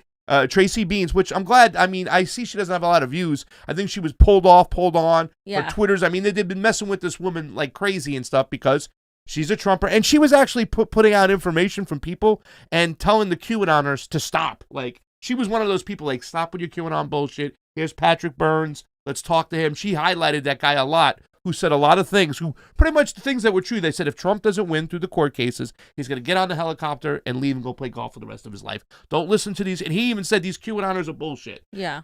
And she would highlight these people and stuff and talk about it. But here she is on our podcast, Frank and Beans, okay? And if these people could understand the game that's being played against us, and once again, we don't share the same ideology as these people, you know what I'm saying? And there are areas where we're going to be not on the same team, but listen to what they say as far as what the establishment is trying to do. Scared. Politicians are scared. Nobody takes them seriously anymore. Obviously scared the bankers this week. And now somebody asked me, well, Frank, how do we scare the news? I said, they were the first ones to be spooked. Yeah, they've been scared. They're the first ones to be spooked. Last week, you had Brian Stelter and a couple of his guests admit on CNN that daytime viewership is getting wrecked by random YouTubers. Yeah. And then they fantasize about getting OAN and Newsmax taken out by cable providers. They are completely obsolete and scared, and they were the first ones to be spooked, the media. 100%, and they're going after they're going after everything. They're trying to get Telegram deplatformed. They're trying, it's you guys, the holes, right? They're putting their thumbs in these little holes. They're trying to plug up these little holes. People are going to figure out how to talk to one another. And they're going to organize. And what this is ultimately going to do to you idiots out there who are not the listeners, the people that listen to this show looking for things because they exist. What you're going to do is you're going to bridge the divide between people who are supposed to hate each other by bringing them together via this one share. You're so over the top as you try and hug. You know, they should have left us all alone. They really should have. They could have probably affected their agenda so much more easily if they just left us all alone. But what they're doing now is waking the hell up out of everyone. People are like, oh my God, was that thing that they said months ago actually true? And, you know, are they right? Look at what they're doing to my friend over here, labeling them things and calling them names. What is this? I thought they were our side. No. There's only one side, and they play us against each other so that they can put everything into their little black sacks. All that they can walk around the house while we're fighting with each other in the living room. They walk around the house into all the bedrooms. And they take all the jewelry, and they take all the precious heirlooms, and they put them into nice velvet black sacks, and they walk out the back door. And then, of course, they load up their trucks. They come back in, and they start mediating the fight again. And of course, they're always the winner. Yeah. Well, I just wanted to point that out, right? Okay, that's Frank and Beans, fam. I mean, your thoughts on that? I mean, you know. Well, shout out to Todd Jones, who watches Tracy Beans. Like, look, I listened to a little bit of her regarding election stuff because she did point out the documents and would read them through. But I don't agree with her ideology. But what they said here is entirely true. I mean, this is what they do. They distract you, so we fight each other while they literally rob you blind, and they do it in front of you. They're like, "Hey, I'm over here. I'm gonna take this. Oh, look what he did. What? Oh!" And then you guys start fighting each other. This is what we're talking about here on the show, and I know Jimmy has talked about it, and I know other people have talked about it, but like very, very few people in independent, left, progressive media talk like to like the other side. And what I mean by the other side isn't people that are hate me or hate black people or any of that. It's people who are affected by the system and just done with this duopoly, whether they voted for Trump or not. That doesn't it's okay. You can move forward and be like, okay, well, this is where we went wrong. QAnon is shit, blah, blah, blah. You can have these conversations. I would have a conversation with Tracy Beans and we would agree on this. Yeah. We would be like, oh my God, yeah, like, why can't we have a conversation where we focus on taking down these elitist pieces of shit psychopaths that are running not just the country, but obviously, as you saw with Steve, this is a global thing that the West is doing against, NATO-backed. This is NATO-backed 3-letter agency, a push to get us to conform and to get us to go under this globalist capitalist mentality that we're going to revamp and redo everything. But it's never going to be for us. It's always going to be an agenda that they're pushing to get everybody to be subservient to it. Because right now, more than ever, people are waking the fuck up. They're waking up and they're seeing that they're all getting screwed. And this is where I agree with them 100%. The mainstream media and those pundits and those propagandists that are some of these stupidest people I've ever seen, and they get paid millions of dollars to sit there and lie to you. Okay, they're some of the greatest actors too, and these people they're scared because their gig is up. And even the neo-progressives, the Sam Cedars of the world that are backed by mainstream media light, by MSNBC, and all these people, and they're scared too.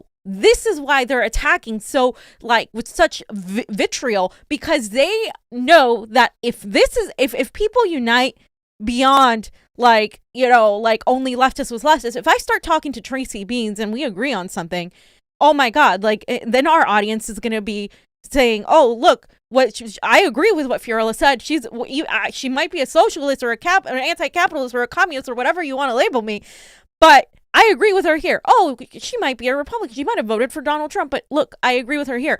What do they have then? If we're talking and not fighting each other, they don't have those weapons to use to divide us, and then we as a people can focus on taking them down. Yeah. Touche, fam. Touche. And I'm glad you talked about why people get so upset when we're talking to these people. They just hit it on the nose. I think as Ziggy said it right. You need to guillotine first. then we can get together and talk out our differences, because that's where we're at. Johnny, I did look up this here right quick because I know we have the app, but I never, used it.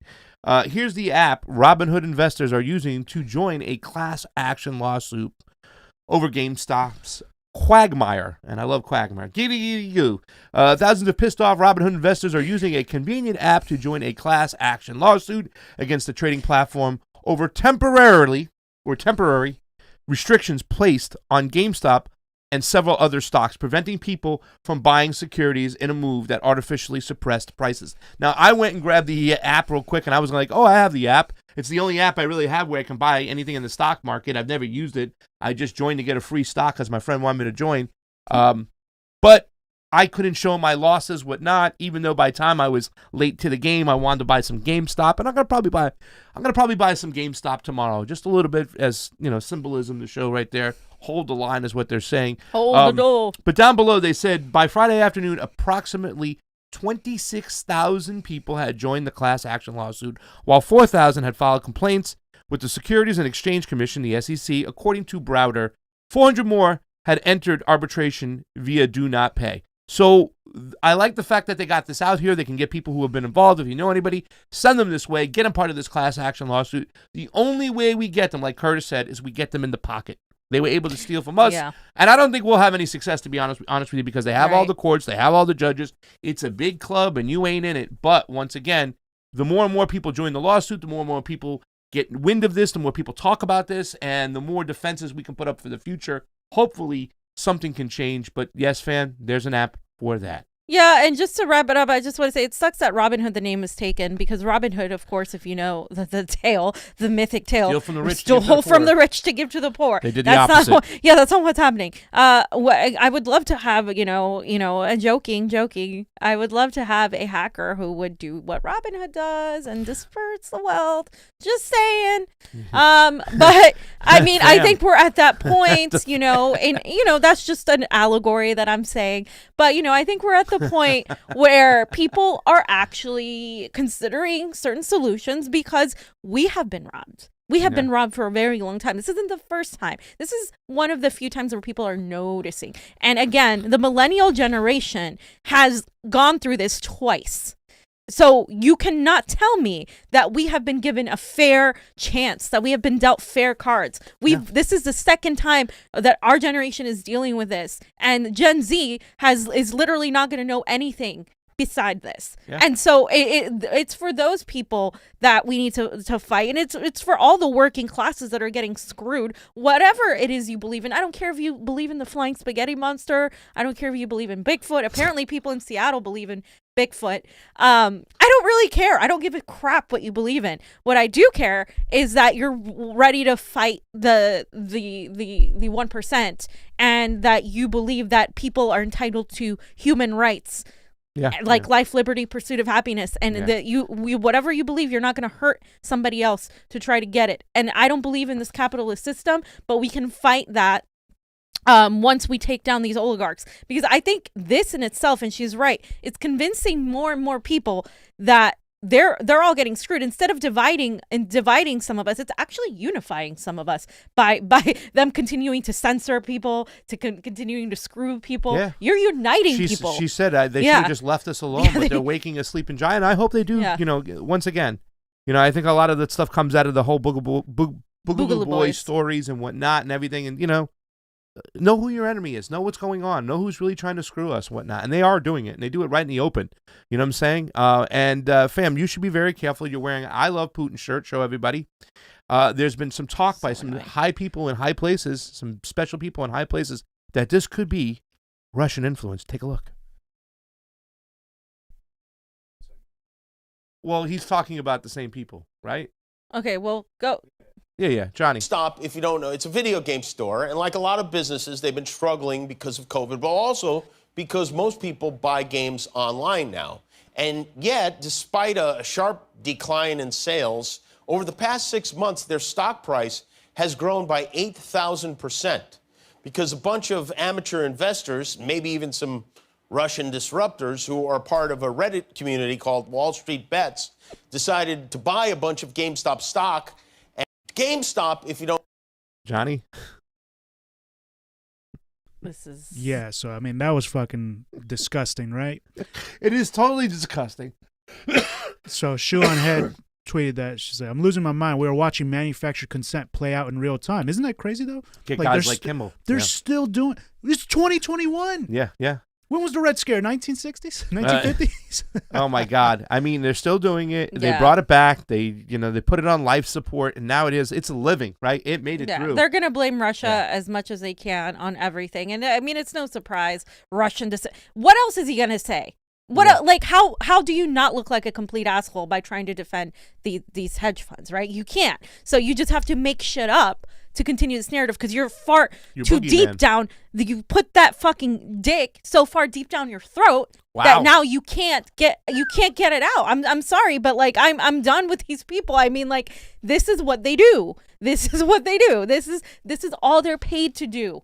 That's it. And people need to learn that. I don't care what you believe in. People need to understand that these people are stacked against us. I mean, Kimmel, I can remember him back in the days. Wow, was he a chosen one? I mean, that's just disgusting, the fact that he would do that. And let me tell you something. In the World Economic Forum of the Davos bullshit with the Great Reset, you had a Florida congressman talk about boogeymen, and he talked about the Uyghurs when he doesn't mention our involvement when it comes to us with the Wahhabi Muslims that were over there that we funded Where's to bring that weapons meme, into. Gloria Jones? Yeah, so the Uyghurs, man, whatnot, and you never see pictures really. I mean, it's just, once again, we never talk about our responsibilities and what we did. What about Yemen? They also Yemen, but they also talk about Navalny. Like, once again, now they're pushing. Navalny right now, and he's like a ultra nationalist. He's not even popular. He called people cockroaches from certain regions of Russia, whatnot. Well, they're making him out to be this figure that he isn't. Yes, and they're using, once again, the anti-Putin, and that's our responsibility.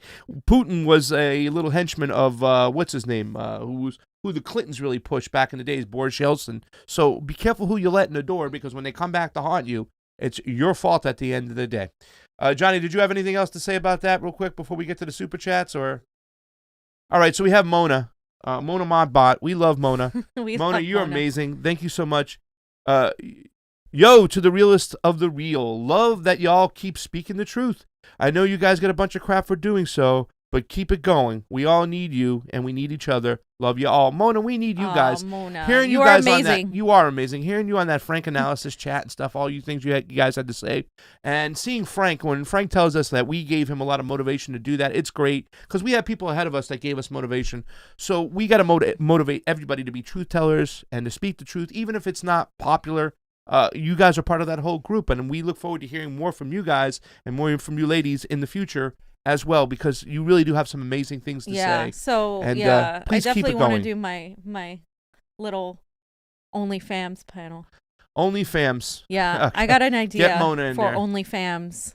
Castello on the Super Ray, the Super Chat, the Super Ray, Super Rokfin. Good luck to us all. Slow news day. Thank you, Castello. And James Evan left a very nice one, said, enjoy, with smiley faces. Thank you so much. Thank you, guys. Guys, we've had almost 60 watchers.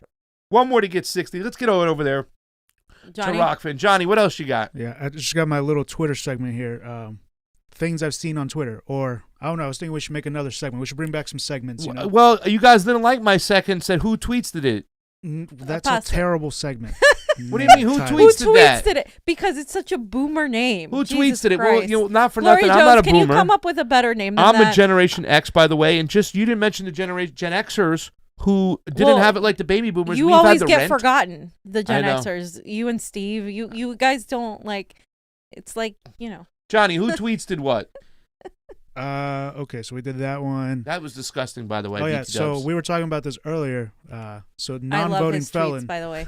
Michael Tanuvasa. I just changed my name to Israel, and America sent me a $4 billion stimulus check. Y'all should try this too. That is great. 100%. And Fia responded, "It's like, wait, Fiorella is a boring name. I'm changing my name to Raytheon Technologies." Your fee impression is off. Okay, it's not. That's not what I sound like. No, I don't know.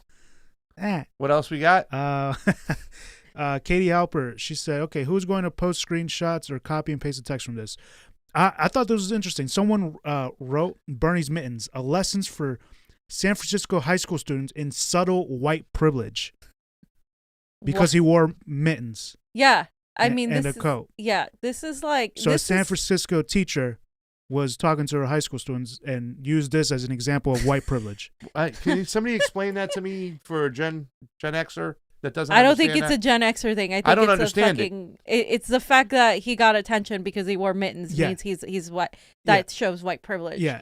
No, the fact that he got attention for wearing mittens shows that people are so used to politicians being like elitist that like, oh, this guy wore mittens. It just looks off. That's all it was. Like they have to make some sexist bullshit up about it. And yet Bernie and still some of his supporters end up supporting the establishment that will never accept them. They will never fucking like you. They will never ever fucking like you. He's made his They deal. will never ever He's accept done. you. That's the truth. And the burners should realize that too as well. Instead Yeah. of praising this guy, is just take the torch. I mean, you don't have to stick with the guy, okay? If Yeah, you if can he's move left the on. movement, you keep Exactly. carrying the movement on. But I thought it was So- pretty disgusting that San Francisco Of teacher course. said that. So I'm going to talk about it. You know, that's why I brought it up. And then 100%. someone said, weird how this lady took no issue with the white privilege of the segregationist architect of the 1994 crime bill being inaugurated. Yeah, that's the white privilege. Right? That's the white privilege. But they have to distract because Wow. they only care about symbolism. Wow. This is what the Democrats and liberals and shit libs are. They like you can't have a discussion with them because you say one word and they're like, "Oh, that's sexist," or "That's anti this," or "That's anti that." You can't even use the word dude anymore because they're like, "Oh, you're misgendering me." Yeah, it's like, "Okay, come on. Like seriously? Like, shut the fuck up about that shit." Like, I'm just so done with, like, I can't even have a conversation with somebody before they already name you that you're anti this. And by all measures, I'm pro LGBTQ. I'm pro, I'm trans. I believe in all of that. I believe every fucking human being should have basic human rights. Yeah. But when you're having a discussion and you can't even get to the fucking point because they're like, "Wait a minute, you said this. Don't use that word." Stop fucking tone policing people to that extreme. You literally lose sight. You distract from the main issue. It happens on every issue now, fam. It's too. just, like, every across single the goddamn board. issue that you talk about. Well, this person says, "Well, you should know better about that." I'm like, what do you mean? Why are we tone policing? We're creating a space where he says you can't talk about that. Yeah. You can't have a nuanced conversation about that. We need to be comfortable with uncomfortable conversations. Period. Bottom line. And I kept on showing my shirt because we need to start eating these people. Bottom line, we talked about it. The Pasta will Kirsten cook. Gillibrand, all these freaking Joe Biden and shit. We need to, Pelosi, Schumer. We need to have some pasta alla pasta. So, okay, yeah. I want to discuss to you guys more. I think we should have a new segment because we're going to have a lot of this in the future with this Biden presidency. It's, oh my God, what the fuck? Or I hate neoliberals or something like that. So Ingrid Sayer Ochi is the teacher, right? Mm-hmm. Sharing my editorial from today's San Francisco Chronicle, better late than never. 2 weeks ago, I processed the Capitol insurrection with my high school students. Rallying our inquiry skills, we analyzed the images of that historic day, images of white men storming the Capitol fearless and with no forces to stop them. This, I said, is white supremacy. This is white privilege. It can be hard to pinpoint, but when we see it, we know it. Across our Zoom screen, they affirm with nods, thumbs up, and emojis of anger and frustration. Fast forward 2 weeks ago as we analyze images from the inauguration. Asking again, what do we see? We saw diversity, creativity, and humanity, and a nation embracing all of this and more. On the day of inauguration, Bernie Sanders was barely on our radar. The next day, he was everywhere. What do we see? I asked again. We've been studying diversity and discrimination in the United States. My students were ready. What did they see? They saw a white man in a puffy jacket and huge mittens, distant not only in his social distancing, but in his demeanor and attire. We took in the meaning of the day, the vulnerability of democracy, the power of ritual traditions, and peaceful transition of power. We talked about gender and the possible meanings of the attire chosen by Harris, Biden, Dr. Biden, and the grandchildren, Obama, Amanda Gorman, and others. We referenced the female warriors inspiring these women, the colors of their educational degrees, and their monochromatic ensembles of pure power. And there across all our news and social media feeds was Bernie memes, Bernie sweatshirts, endless love for Bernie. I puzzled and fumed as an individual as I strove to my best possible teacher. What did I see? What did I think my students should see? A wealthy, incredibly well-educated and privileged white man showing up for perhaps the most important ritual of the decade in a puffy jacket and huge mittens. So this is the bullshit. See, she focuses on that shit. And then, I mean, in no way to overstate the parallel, Senator Sanders is no white supremacist insurrectionist, but he manifests privilege, white privilege, male privilege, and class privilege in ways that my students could see and feel. When you see privilege, you know it, I told them weeks before. Yet, When they saw Senator Bernie Sanders manifesting privilege when seemingly no one else did, I struggle to explain that disparity. I am beyond puzzled as to why so many are loving the images of Bernie in his gloves. Sweet, yes, the gloves knit by an educator. So Bernie, not so sweet, the blindness I see as so many, Bernie included, to the privileges Bernie represents. I don't know many poor or working class or female or struggling to be taken seriously folk who would show up at the inauguration of the 46th president dressed like Bernie, unless those same folk had privilege, which they don't. Isn't that shit? She should be fired. Isn't that shit?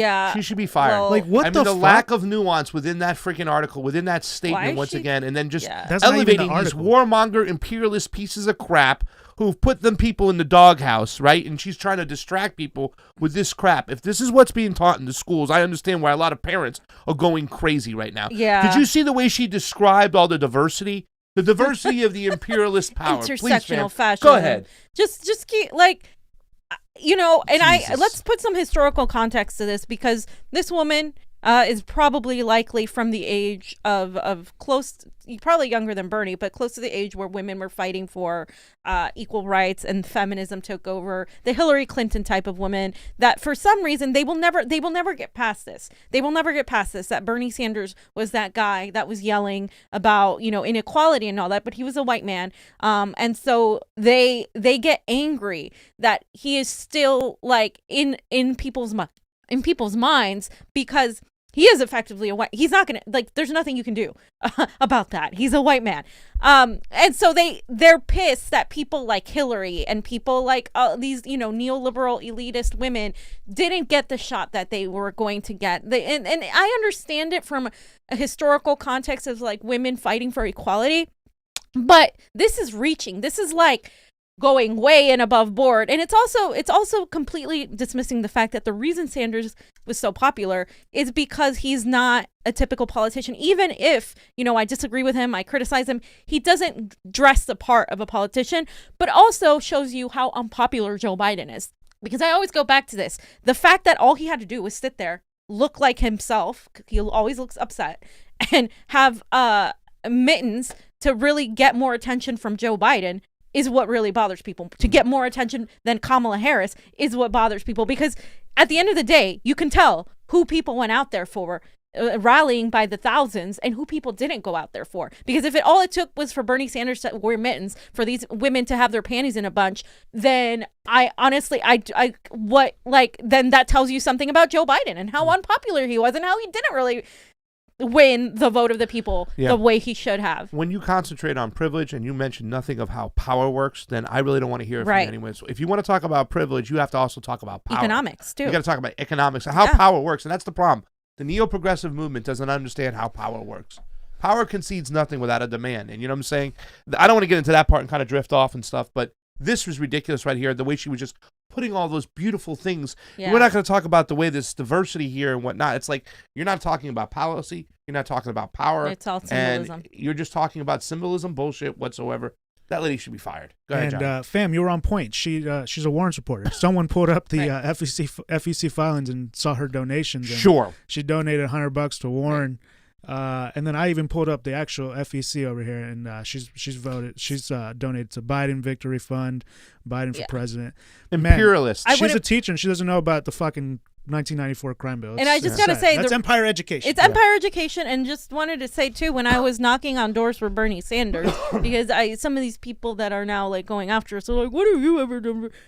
Yeah, when I was fucking knocking on doors for Bernie Sanders, I encountered several Warren supporters.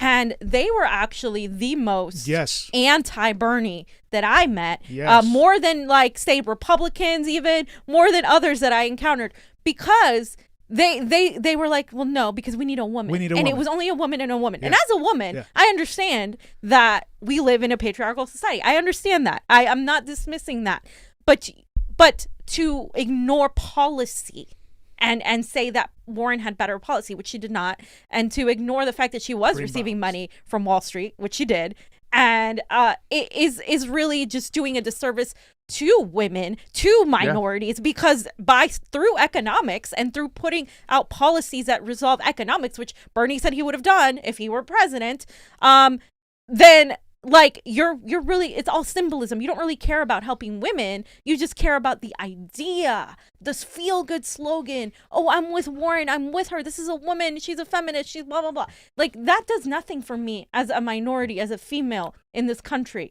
That absolutely does nothing for me. You're never going to get my vote by spewing that whole third wave feminist bullcrap. Yeah. And the white Jewish man would have done more for poor women across the globe and at home than Kamala Harris, the woman of color, Indian, and the other woman of color, Elizabeth Warren, too, as well. The white Jewish man would have done a lot more for women and children and poor people across the globe and at home. Johnny? Yeah, it's just too bad he didn't fight for the election integrity. contest. Too bad he just didn't. Tough about it. Didn't go to that. I have a couple more tweets here. I saw this today, I believe. Jesse Ventura's epic rant against billionaires. There shouldn't be one billionaire. The older I get, the more flaws I see in capitalism and the more good things I see in socialism. Let's watch this. Let me make this statement. There shouldn't be one billionaire. There should not be one person worth $1 billion. And I know that's shocking hearing it come from me, but the older I get, the more flaws I see in capitalism and the more good things sometimes I see in more socialism. And let me explain on this. What can one do to earn $1 billion? I had at one time what I considered the toughest job I've ever did in my life. I was right out of high school. I had a job with the Minnesota State Highway Department bridge crew, and my job was running the 90-pound jackhammer. All day long on the street. That is the hardest job on the planet. You find me one that's physically or mentally tougher, and I was barely making above minimum wage. And you're telling me that these billionaires who are now doubling their money, doubling their wealth, that they work harder physically than someone spending 8 to 10 hours a day on a jackhammer? Bull crap is what I got to say to that. They earn their money by pushing pencils, and they don't even need to use deodorant because none of them ever sweat, I doubt it, at work. There should not be a billionaire, and I'm going on record to state this. Everybody talks about a minimum wage, a minimum wage, a minimum wage. I say it's time for a maximum wage. Exactly. How about $12 million a year, $1 million a month? If you can't live on $12 million a year, $1 million a month, maybe we should bring back capital punishment. Well, they already have, haven't they?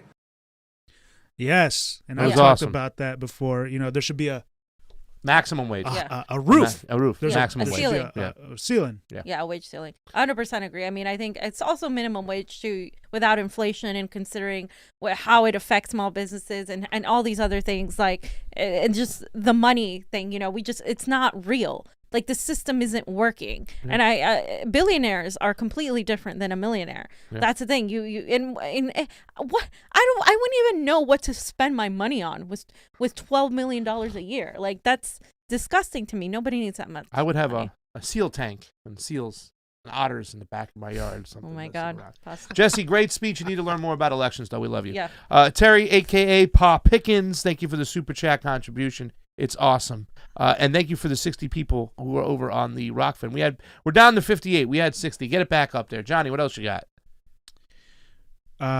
Okay, so this is another part of that neoliberal segment. So this guy has just question marks. Here's a picture. Biden posting, grateful for the short commute on days like these. And it's just snowy, White House, Biden walking, waving to the camera with a mask on. He's such a donkey. And but the best part, look at this. Someone who said this, I can't really explain the power of this picture, and yet I feel it deeply. It's a photo of a president who is actually working.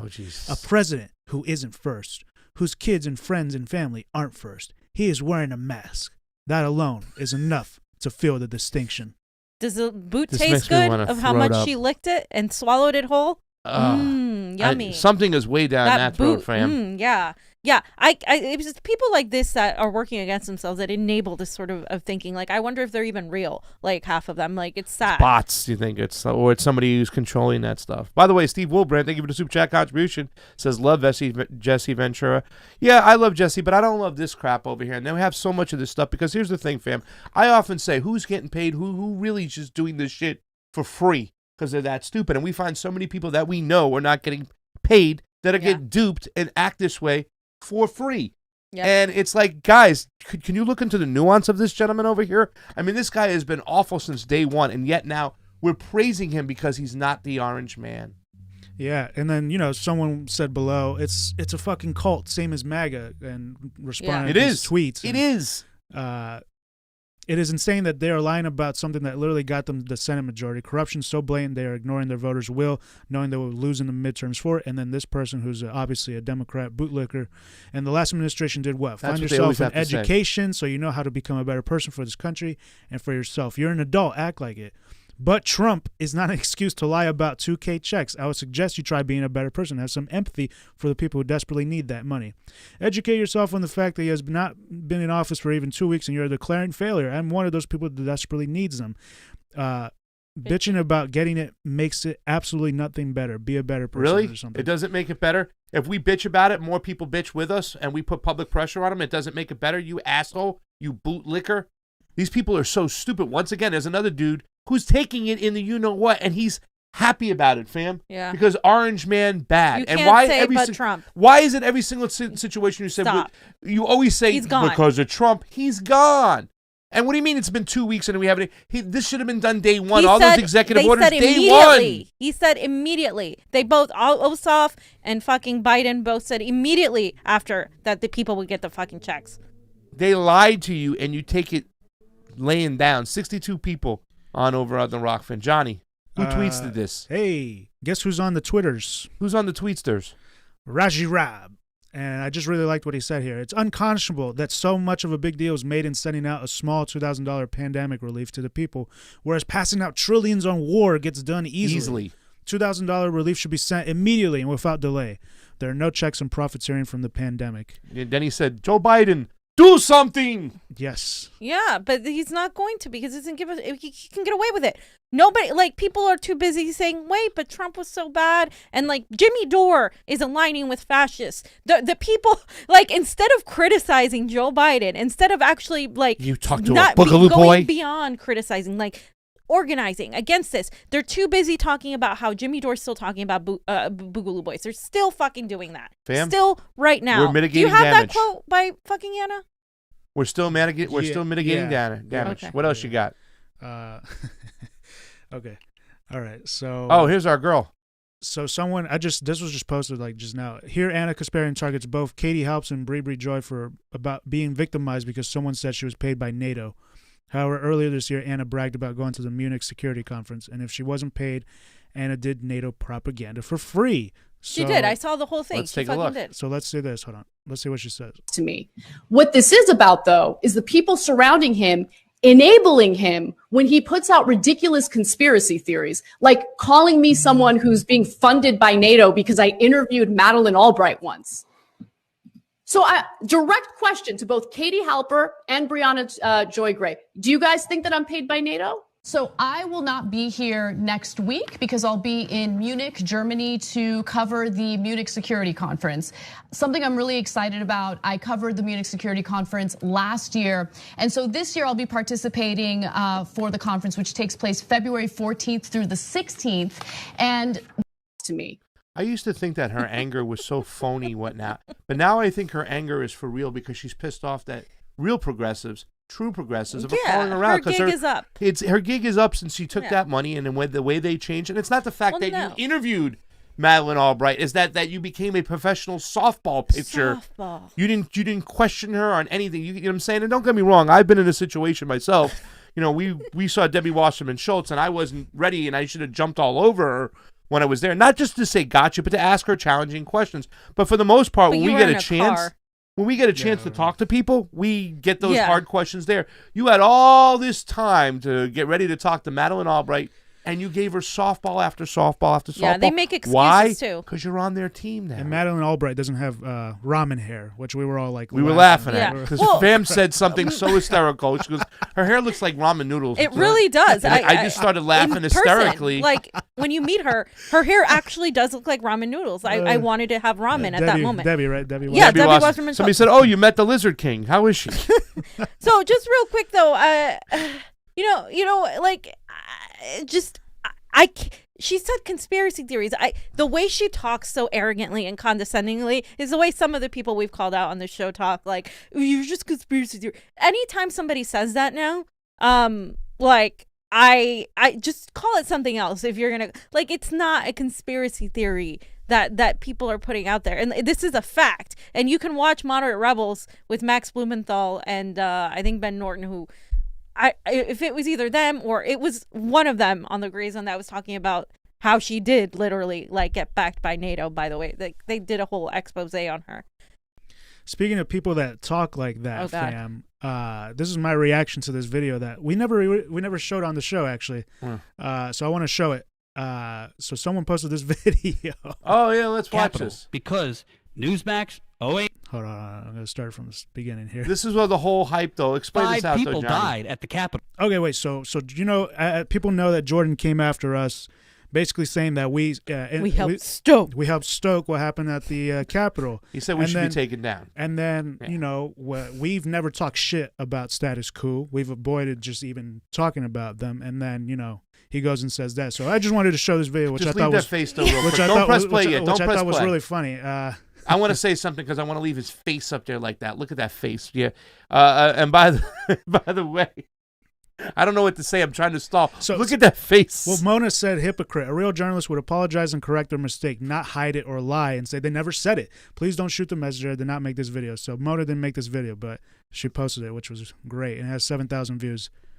5 people died at the Capitol because Newsmax, OANN, Fox News, Breitbart, conservative media, and frankly, some on the YouTube were pushing this nonsense. Now, I'm not saying they're directly responsible, and apparently Convo Couch is watching me on their live stream, so I'll tell you directly, you should be ashamed of yourself.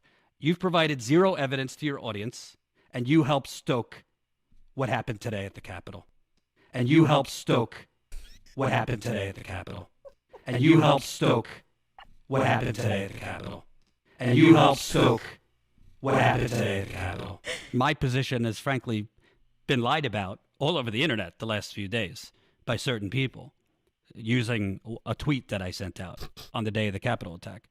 And you helped stoke what happened today at the Capitol. There's a nice article written by Matt Taibbi, the person who was censored, yet he's going around saying people should get censored, right? I don't understand why all these people ignore the very, very red flags about Jordan. I mean, I think that is there's an element to a certain type of privilege, but I'm not going to go deep down on that. But more than anything, it's you know, I'm going to let people find out for themselves. I'm not here to turn people against somebody else, unlike others. But to say that we helped stoke what happened at the Capitol was fucking ridiculous. Yeah, that's saying we helped stoke a crime. A crime, an insurrection. We were assistant to a crime, Yeah. You know, it's so stupid. It's a big claim. He wasn't even there. It's a big claim there. So he can go eat it. And let me needs tell to you watch something. his mouth. Anytime he wants to still debate the election right now, I have plenty of evidence, right? You know what I'm saying? I have way more evidence that you had that Bernie was cheated in Iowa. I have more evidence about the numbers being way off when it comes to this election. And at the end of the day, we never got a proper audit because we should have all used this time. People on the left, people on the right. Now that we had all these Trumpers involved, we should have said, okay. And they should still do it right now. What Cori Bush should do is she should say, listen, let's stop fighting. Congresswoman Green, what do you want? And Congresswoman Green should say, all right, we can't go back and change the last election.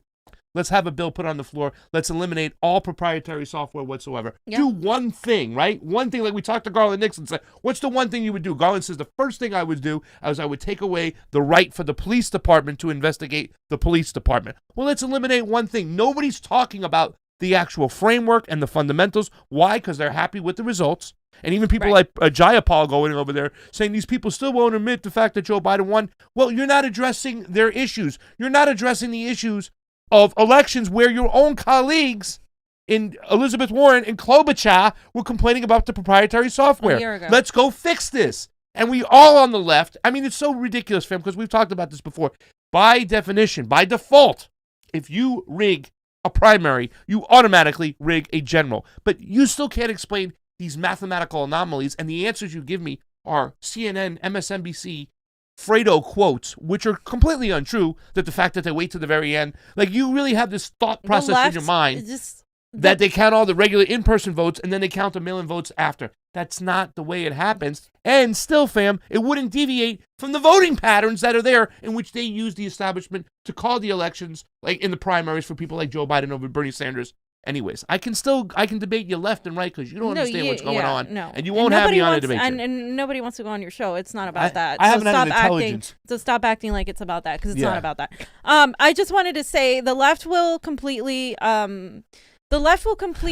ignore. Like they'll attack, Joe Biden's corrupt, Democrats are corrupt, Republicans are corrupt, we overturn, throw out other countries' elections, we coup whoever we want to coup. We do all these things, right? We do all these things all over the world. We don't trust our government. We have Julian Assange in prison for telling you the truth about what we really did in the Middle East and torture and all of these things, all these lies that we have found out that the CIA has lied to the FBI, Russiagate was a hoax, all of these things. Yet somehow they have convinced themselves that elections are democratic and transparent. That doesn't make logical sense. It doesn't. No. So even on that basis, if you believe Biden won fair and square, if you believe that, Biden was so popular that Bernie outshined him by wearing mittens because he won fair and square, okay, fine.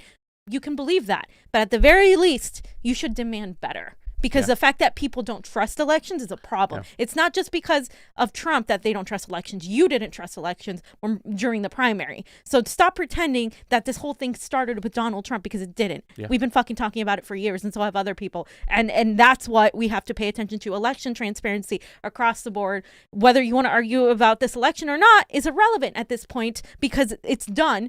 But we as a people have to demand transparency, or all of these, let's get a progressive elected to the Democratic Party isn't going to work, or let's start a third party. It's not going to work until we have elections. Yeah, and it's kind of funny that, Jordan, in fact, believed that there was rigging going on the primaries, because it was against his candidate, progressives, right, and stuff. But the fact that there's no evidence-free, he throws his bullshit statement out, please, there's plenty of evidence. And yet he was also pushing to vote for Biden, too, as well. Yeah, Isn't that fucking funny, He though? said he voted for Biden. He voted for Biden, right? You know what I'm saying? Yeah. His white savior complex bullshit. Yeah. Anyways. Please. Sorry, go ahead, Johnny. Anyways, yeah, we'll get a couple last two tweets here. Get me fired up. So this tweet, apparently Anna had some words to say today. Yeah. If I had to choose between believing the nurses union or a woman who provided cover for a guy who's now promoting the idea of aligning with the Boogaloo Boys, I'll go with the nurses until there's any evidence otherwise. Thanks. So this is in response to Brianna Joy claiming that she tried to contact the nurses union but didn't get a response. Accordingly, Anna's saying, "Well, I'm going to believe the nurses union over her." And Ryan Grimm said, "I talked to the lead Medicare for All organizer for National Nurses United about the strategy to move public health care forward. Listen here." And so basically so Bree was like, I tried to contact them and they wouldn't respond. Right. And so, but basically what Ryan Grimm and Anna Kasparian have been doing this whole time is shitting on force of vote, shitting on any sort of direct action that's coming from Dore, because DSA actually said this first. But when Jimmy Dore took it, a lot of them turned against him. Not everybody. We had some DSA supporters that were at force of vote. So what they're trying to do is run cover for to say, this was a bad strategy. This is how you do it. So now we're gonna be doing this. And yesterday I got into it with somebody on Facebook. Number two, now all of a sudden you want to talk about phone banking for Medicare for All, but you weren't doing that when we were doing force of vote because you didn't like the messenger, which means that you only give a shit about the personality and not about people actually getting fucking health care. So this is what riles people up, because you don't give a damn about who gets, about just getting health care. You only care about who is doing it. So these people who are so elitist in their mindset, this is why they don't like Dore, because they would rather have some pompous asshole like Sam Cedar go over there and say, well, this isn't the right move. If you read Chomsky or if you read this and that, and or like if you they actually just know how it works in the government. yeah, this is not how it works. And they don't know shit.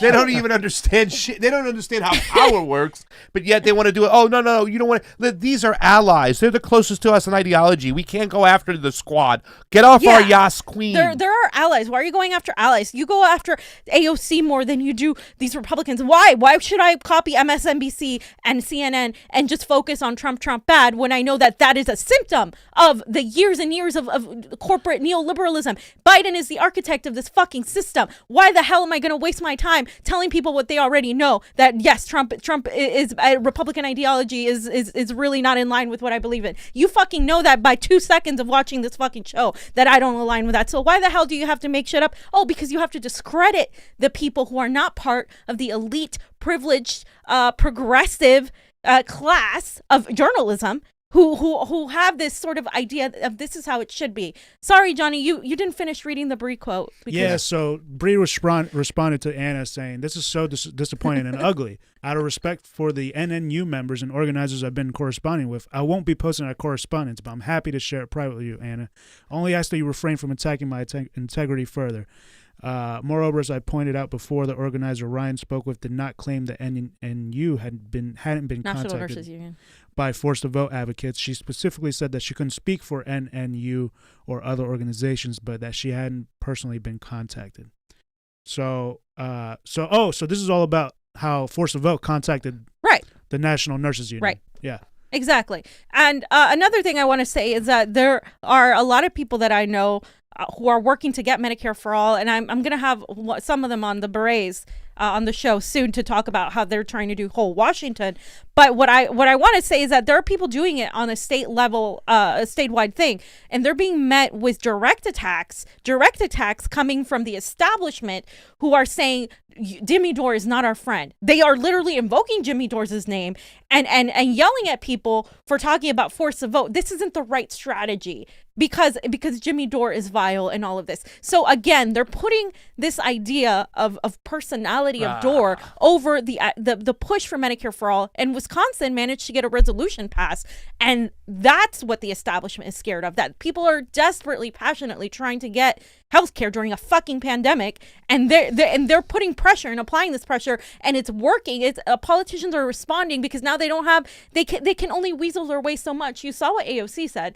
It was stupid, and so they can't really back that shit up. So now they're desperate to malign the issue of actually taking direct action, because as Steve said before he left, these fucking people, the closest they've gotten to a fucking protest, the closest Anna, Sam Cedar, or any of these cucks have gotten to a protest when they have no reason not to be out in the streets, they don't have a condition that disables them from being out in the streets, is by watching it and on our shit or on other people's shit who actually go on the streets and interview these people. No, they can sit fine on their fucking cushiony desks and just sit there and talk shit about other people who are actually doing the work. Brianna Joy Gray flew out there for Force the Vote and was there. So were a lot of other people. Protest. And she was at the Assange protest. Like, I just don't understand. Now you're maligning her because of what first of all, even if Jimmy Dore did something bad, does she own Jimmy Dore? Is she Jimmy Dore's like handler? Well, no. that's the whole neo-progressive thing. It's guilty by association. Oh, if you agree with them on this and which stuff he like that, you're didn't in the do same anything clan. wrong, but still, And by the way, it was sad to see Anna Dixon vid smearing Jimmy, and that was from Mocracy. Thank you so much, Mocracy. And just fam, I'm gonna let Johnny get onto this too as well. But some of y'all complain and say that we go after the left more than we go after the right. On Wednesday, we will be having Jackson Hinkle on the show around 1:00. He'll join us. We'll start the show before that, and fam, and I'm gonna go after Donald Trump, because I'm going to be preparing something that I want to talk about what did we learn, and I'm talking to a lot of people, like my family members and stuff. Like yesterday, I got a text from one of my cousins and stuff, and she's still mad about what's going on. She's being mad about being called white privilege when the girl couldn't go to college. She had to work 2-3 jobs to put her kids through college. Barely lived in a nice neighborhood, didn't live in a nice neighborhood. Barely could stay in Long Island at one point and stuff, but she's directing her anger towards the people again. I'm like, well, haven't you learned what's going on? I mean, the street sweeper, I talked about her grandfather. So there's a lot of things I think a lot of people from the Trump campaign the whole shoe on the head thing, right? With the burning of the flag. There's some things we have to talk about because I still reach out to some Trump people and they're like, oh, yes, you should still go to jail for burning the flag. It's like that time when Stewie hit the kid over the head. He goes, hey, I'll trade you my game ball for your bat. And they trade the bat and Stewie whacks him over the head. And he goes, what did we learn? Trump people, what did we learn? So if you're eager to hear us go after Trump, join us on Wednesday. I'll be going after Trump a little bit for some of the bullshit things he did and the fact the way he went out like a little bitch and didn't pardon Julian Assange. That's right. Johnny, go ahead. And then the last tweet, someone said, Siri, define class solidarity. So so they're arguing over duck season, rabbit season, and then it's Elmer season, and they're both like, woo.